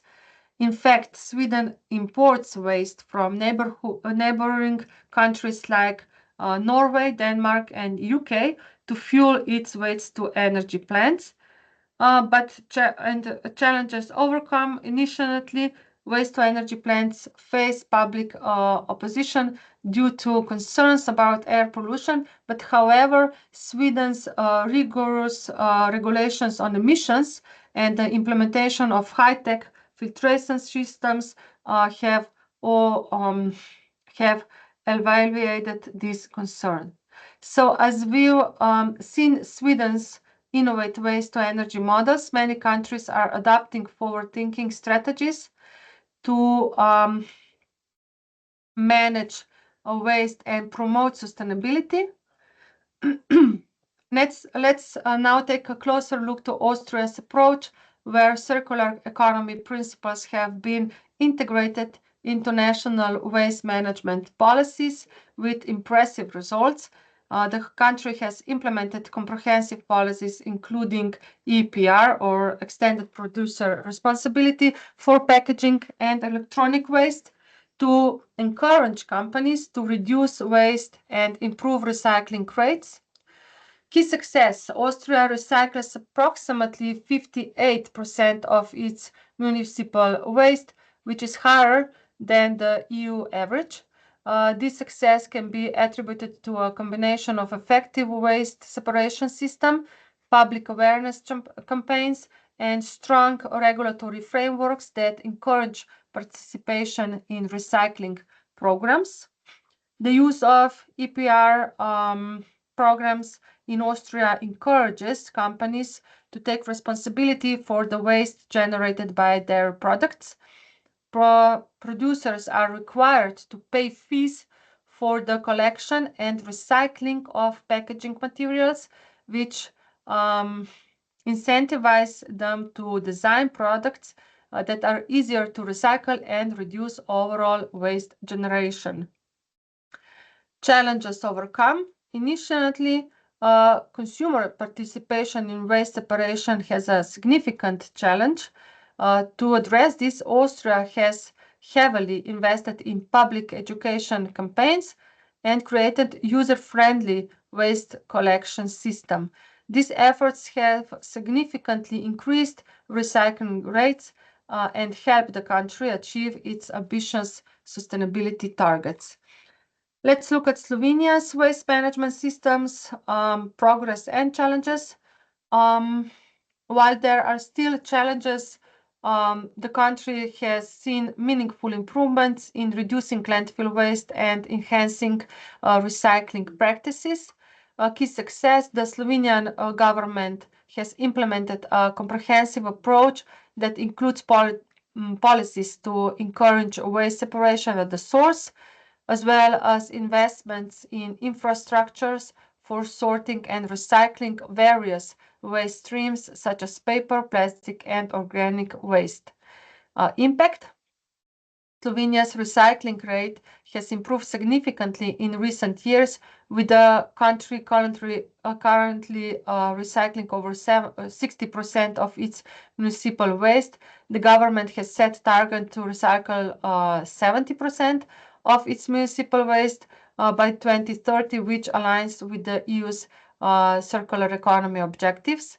This ambitious goal is supported by investments in recycling infrastructure, public awareness campaigns, and increasing accessibility to waste separation facilities. Challenges overcome: like many countries, Slovenia initially faced resistance to waste separation from the public. However, through a combination of education campaigns, financial incentives, and the availability of user-friendly sorting bins, the country has significantly increased citizen participation in recycling programs. So let's talk about challenging in waste management and how to overcome them. So countries around the world continue to improve waste management systems, but we can't ignore the significant challenges. In order to create truly sustainable waste management systems, these challenges need to be addressed systematically. So let's now look at some of the key obstacles that hinder progress and the solutions that can help overcome them. So first is public awareness and engagement. One of the biggest hurdles in waste management, particularly in early stages of implementation, is getting the public to actively participate in recycling and waste separation. The challenge customers' behavior can significantly impact the success of waste management progress or programs, and many people are unaware of the importance of waste reduction and maybe not motivated to change their habits unless they are clearly educated and incentivized. But this is also something that must be considered in our organizations. So solutions, governments and businesses needs to engage consumers and employees through effective education campaigns, public campaigns that explain the benefits of recycling, waste separation, and sustainable consumption can motivate individuals to take actions. Then we have financial barriers or to technological adaptation. While many technologies exist to improve waste management systems, some businesses face financial challenges in adopting them. Challenge is advanced waste treatment technologies such as waste-to-energy system require significant capital investment, and this can be a barrier for small municipalities or businesses with limited resources. So solution to overcome this, government should offer financial incentives, tax breaks, and subsidies to encourage businesses to invest in clearer technologies. So additionally, public-private partnership can help lower the cost burden of municipalities, blah, blah, blah. Where am I? Municipalities and enable the scaling of sustainable waste management solutions.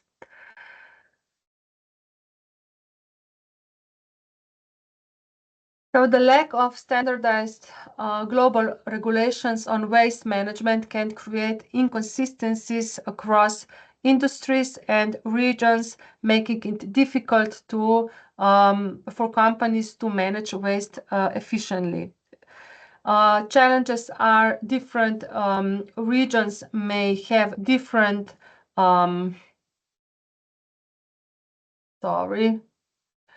different regions may have different regulations on waste disposal, recycling, and environmental responsibility. This creates confusion for multinational companies trying to comply with waste management laws and across borders.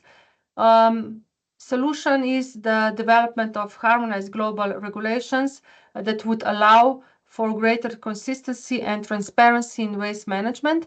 A more uniform approach would reduce the complexity of companies operating in multiple countries and allow them to streamline their waste management process. So as we discussed previously, effective waste management is critical to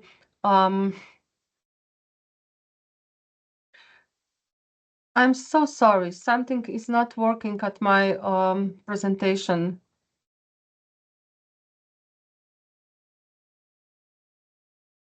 Okay, here we are. So as we discussed previously, the effective waste management is critical to sustainability, and innovation plays a big role in driving progress. And let's now take a moment to review some of the key technological innovations that are transforming how we manage and reduce waste. Because these solutions are not only improving the efficiency of waste systems, but are also setting the stage for a more sustainable future. So like we said, AI for sorting and recycling. These AI-powered robots can significantly reduce the time and cost associated with waste sorting while improving recycling rates. Then a blockchain for waste tracking. This offers a transparent system to track waste management activities, and companies can use blockchain to record waste disposal data track recyclables through the supply chain and ensure compliance with environmental regulators. Sustainable packaging solutions. Packaging waste is one of the largest contributions to global waste as companies work to reduce their packaging, their environmental footprint. The development of sustainable packaging solutions has become a key focus. So biodegradable packaging, many companies are now investing in packaging made from plant-based materials, which can decompose more easily than traditional plastic. And the shifts toward biodegradable materials can help reduce plastic waste in landfills and oceans. Recycled and recyclable packaging. Many businesses are transforming to packaging made from recycled materials or packaging that is fully recyclable. This shift not only reduces the need for virgin plastic, but also supports circular economy principles by keeping materials in use for longer. So additionally, refillable packaging is becoming more common, enable consumers to reuse containers and reduce waste.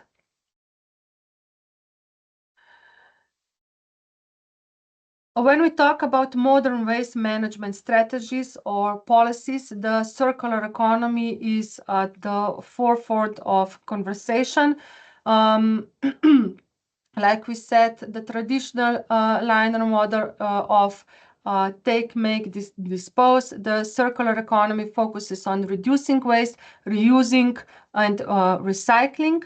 And the core aspect of circular economy is the emphasis on resource recovery. So instead of sending products to landfills at the end of life, the circular economy seeks to recover valuable materials such as metals and plastic and glass from waste streams. Another key principle is designing for longevity.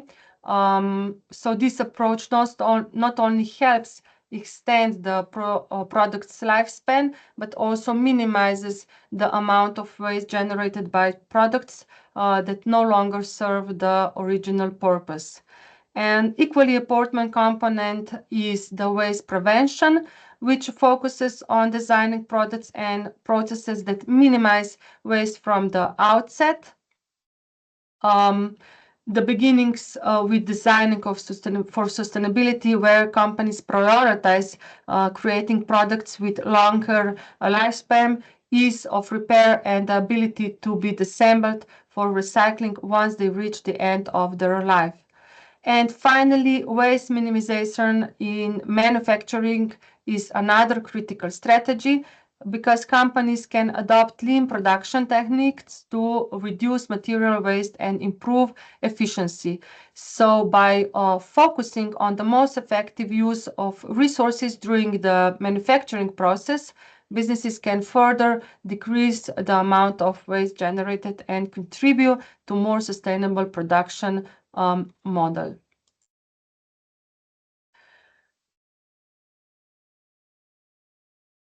So the integration of digital technologies into waste management is transforming on how we handle waste in the modern era.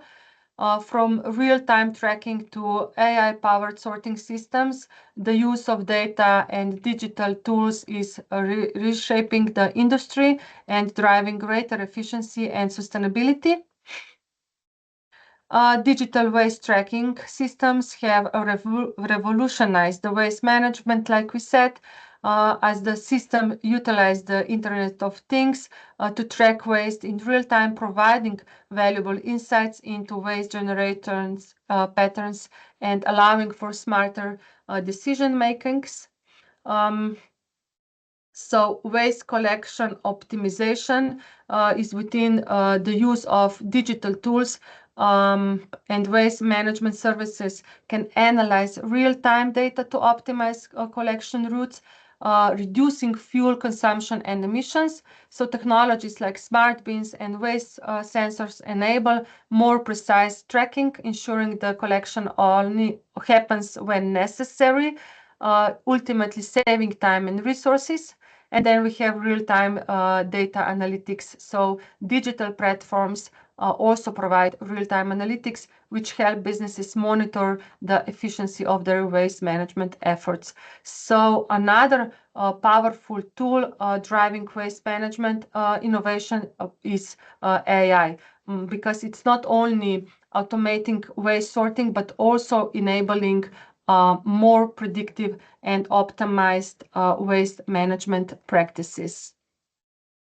But waste management really doesn't stop at the door of the business. Like we say, consumers also play a significant role in waste generation and recycling. So we have to be conscious that consumer education and awareness campaigns are crucial, because a large portion of waste generation is due to consumers' habits. So educating consumers about the environmental impact of their waste and promoting sustainable behaviors are essential steps in tackling waste management challenges. The first are recycling awareness and the role of labels, because clearly visible labeling on products such as recycling instructions or information about the environmental impact are very important and helpful for consumers. And the second one are incentives and rewards for consumers. So another way to encourage sustainable consumer behavior in minimizing waste is through incentives and reward systems. So deposit return systems and reward programs, which retailers of waste management companies can incentivize the customers to recycle more by offering rewards and discounts or credits for sustainable actions. So as we've seen in the previous discussion, managing waste effectively is key to reducing environmental impact and driving sustainability forward. And while strategies like recycling and sorting and prevention play a major role, waste disposal technologies are evolving just as rapidly and can significantly enhance the results of these efforts. So let's take a quick closer look in more depth at some of the most innovative waste disposal solutions available today, which we already mentioned, from waste to energy system to AI-powered smart disposal technologies. These advancements are helping industries more move toward cleaner and more efficient and future-ready waste practices. So waste to energy technologies convert waste materials into usable energy, such as electricity to heat. This process helps reduce the volume of waste sent to landfills while providing an alternative source of energy. Then advanced incineration technologies. Traditional incineration release pollutions into the air, but newer technologies use advanced filtration and combustion systems to reduce harmful emissions. Then we have biogas production. Organic waste such as food scraps and agricultural waste can be produced in anaerobic digesters to produce biogas, which can be used as a renewable energy source. This process also results in nutrient-rich compost, which can be used in agriculture. And smart waste disposal solutions. So we said smart bins and IoT integration. Smart bins equipment with sensors can notify waste management services when they are full, reducing unnecessary pickups. That's very important, and optimizing waste collection routes and automated sorting system. Advanced sorting technologies use artificial intelligence and robotics to sort recyclables from general waste. So while general waste management is important, industries face unique challenges when it comes to waste disposal and recycling. And let's discuss now how specific industries are addressing these challenges. So construction and demolition waste. The construction industry is one of the largest producer of waste, with materials like concrete, wood, and materials frequently ending up in landfills. However, recent efforts are pushing more for more sustainable construction practices. So recycling construction materials. Many construction companies are increasingly recycling materials from demolished buildings. Concrete can be crushed and reused for new projects, and metals are often sent to recycling facilities to be melted down and repurposed. Then we have building with sustainability in mind. Green buildings practices such as using sustainable materials and defining for easy deconstruction are gaining popularity. These approaches minimize waste during the construction phase and at the end of building's life cycle. Then we have food waste management. The food industry is another major contributor to global waste. A significant portion of food produced is wasted due to overproduction, spoilage, and inefficient distribution system. So one focus is reducing food waste at the source, and another food recovery program. So some businesses donate unsold food to charities, while others use waste food to create compost or bioenergy. We have electronic and technology waste, or e-waste. The electronic and tech sector is a rapidly growing source of industrial waste, especially with shorter product life cycles and the rise of disposable electronics. Recycling electronic components, leading tech companies are investing in reverse logistics systems to collect, disassemble, and recycle old devices. Components like gold, copper, and rare earth elements can be recovered and reused in new products and then designed for disassembly. Some firms are designing electronics that are easier to disassemble, repair, or upgrade, which extend their lifespan and reduces waste generation. And then we have chemical and pharmaceutical waste. These industries deal with hazardous materials that pose serious environmental and health risks if not handled correctly. Hazardous waste management, chemical and pharma companies implement strict procedures for safe storage, treatment, and disposal of hazardous waste.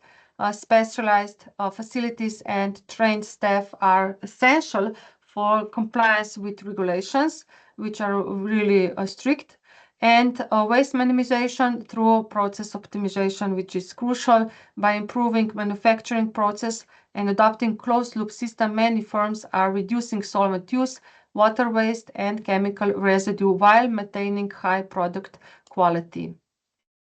So now that we've seen, we explored how different industries are tackling their specific waste challenges, let's take a closer look on how innovation is playing a growing role in reducing industrial waste and improving overall resource efficiency. Because new technologies and smarter production approaches are helping businesses reduce their environmental impact while increasing operational effectiveness. So one major development in this area is the shift towards zero waste manufacturing, where companies aim to ensure that every output is either reused or recycled. And across Europe, more and more manufacturers are rethinking their production and packaging systems to minimize waste, improve material efficiency, and close the loop within their supply chains. Another promising innovation in the emergence of advanced recycling technologies, such as chemical recycling, which can break down certain plastic into their original components. This technique allows for the reuse of materials that were previously considered non-recyclable, offering new solutions, particularly in sectors like packaging and consumers goods, where traditional recycling offers often falls short. In the manufacturing sector more broadly, several companies are applying lean production techniques to reduce waste without compromising productivity. This includes streamlining production process, eliminating unnecessary steps, and optimizing material use. This method helps reduce waste generation at every stage of production while also improving workflow and efficiency. A further step towards circularity is the use of closed-loop systems, where waste from one process become the raw material for other. This is especially common in industries like automotive or metal processing, where scrap materials and production residues are reintroduced into the manufacturing cycle. So together, these innovations are helping industries move beyond traditional waste disposal and towards more sustainable, efficient, and crucial ways of operating.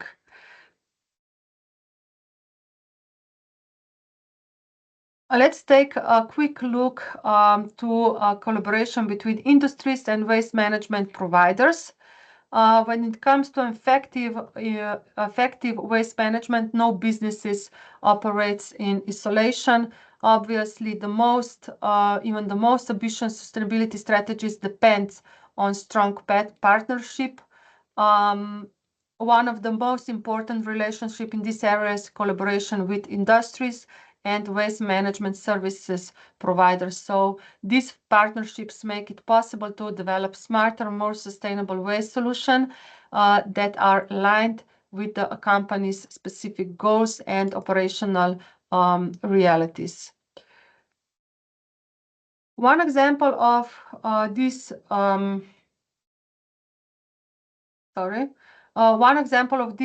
creation of tailored waste solutions for industry-specific challenges. For instance, the electronics industry faces particularly difficulties when it comes to disposing of hazardous materials, which are heavy metals and chemicals.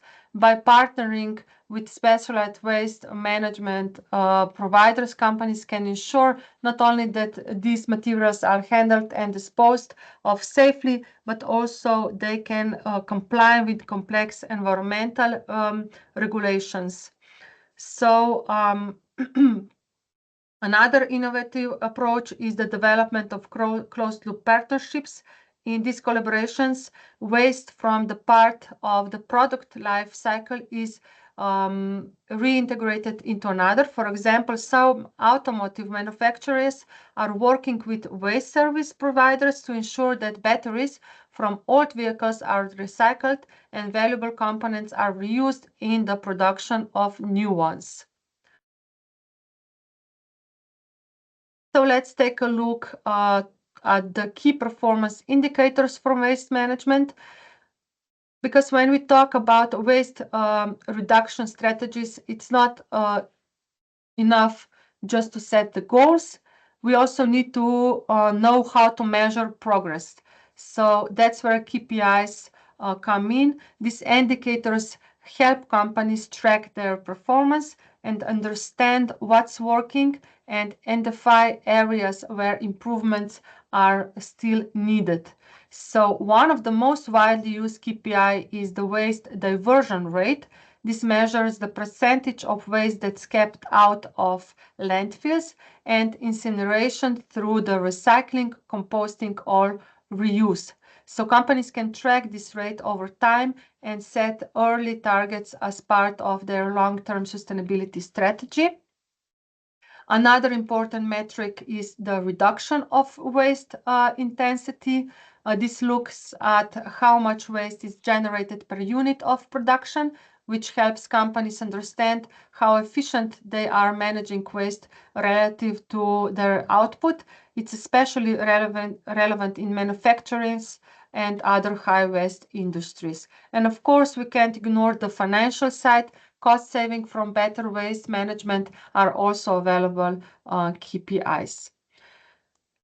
So what does all this mean for the bigger picture? How do we move from individual actions to something that works on global scale? We've seen how individual companies, industries, and even entire countries are taking important steps to improve their waste management practices. But if we really want to create long-term global impact, we need to look beyond local initiatives, because the real challenge now is scaling these efforts, making sure progress isn't limited to few places but happens everywhere. So as we look in the future, it's clear that this scaling up will require more than a good intentions. One important step is aligning with global waste reduction goals. Within the EU, for example, member states have committed to ambitious targets for reducing waste and boosting recycling, but applying these goals consistently across countries with very different infrastructure is still a major challenge. So that's why collaboration with governments and businesses and experts is so important to enhance, exchange knowledge, share resources, and help one another move forward. So technology will also play a huge role. Like we said, all the tools, IaaS, blockchain, and smart waste system have the potential to reshape how we manage waste on a global scale. But to unlock that potential, we need more than just innovation. We need joint efforts and financial support and global standards that allow these technologies to be adapted and scaled across borders. So to wrap it up, our today's discussion on waste management in industry, let's take a moment just to reflect on the key points we've covered and how these strategies go far beyond operational efficiency. In fact, they directly support broader environmental and social goals, and they are increasingly becoming a core part of smart, future-focused business strategy. So, integrating waste management into broader business goals, effective waste management plays a crucial role in reducing environmental impact and aligning with global sustainability targets. When businesses implement the kinds of strategies we talked about today, they not only reduce waste, they improve resource efficiency and show real leadership in environmental responsibility. So let's quickly revisit how these practices connect with broader business objectives. First, cost-effective efficiency. Streamlining waste management help reduce expenses related to disposal, treatment, and even raw material use. Better recycling and reduction strategy can lower production costs and save money. Second, regulatory compliance. Meeting local and international waste regulations isn't just about avoiding fines. It is also positioning the company as ethical and forward-thinking. It protects your license to operate and can even open up new business opportunities. Third, a reputation and competitive advantage. Customers, investors, and partners are paying attention. So companies that act responsibly and transparently in managing waste are seen more trustworthy and attractive in the marketplace. Sustainability has become a real differentiator. So fourth, employee engagement and culture.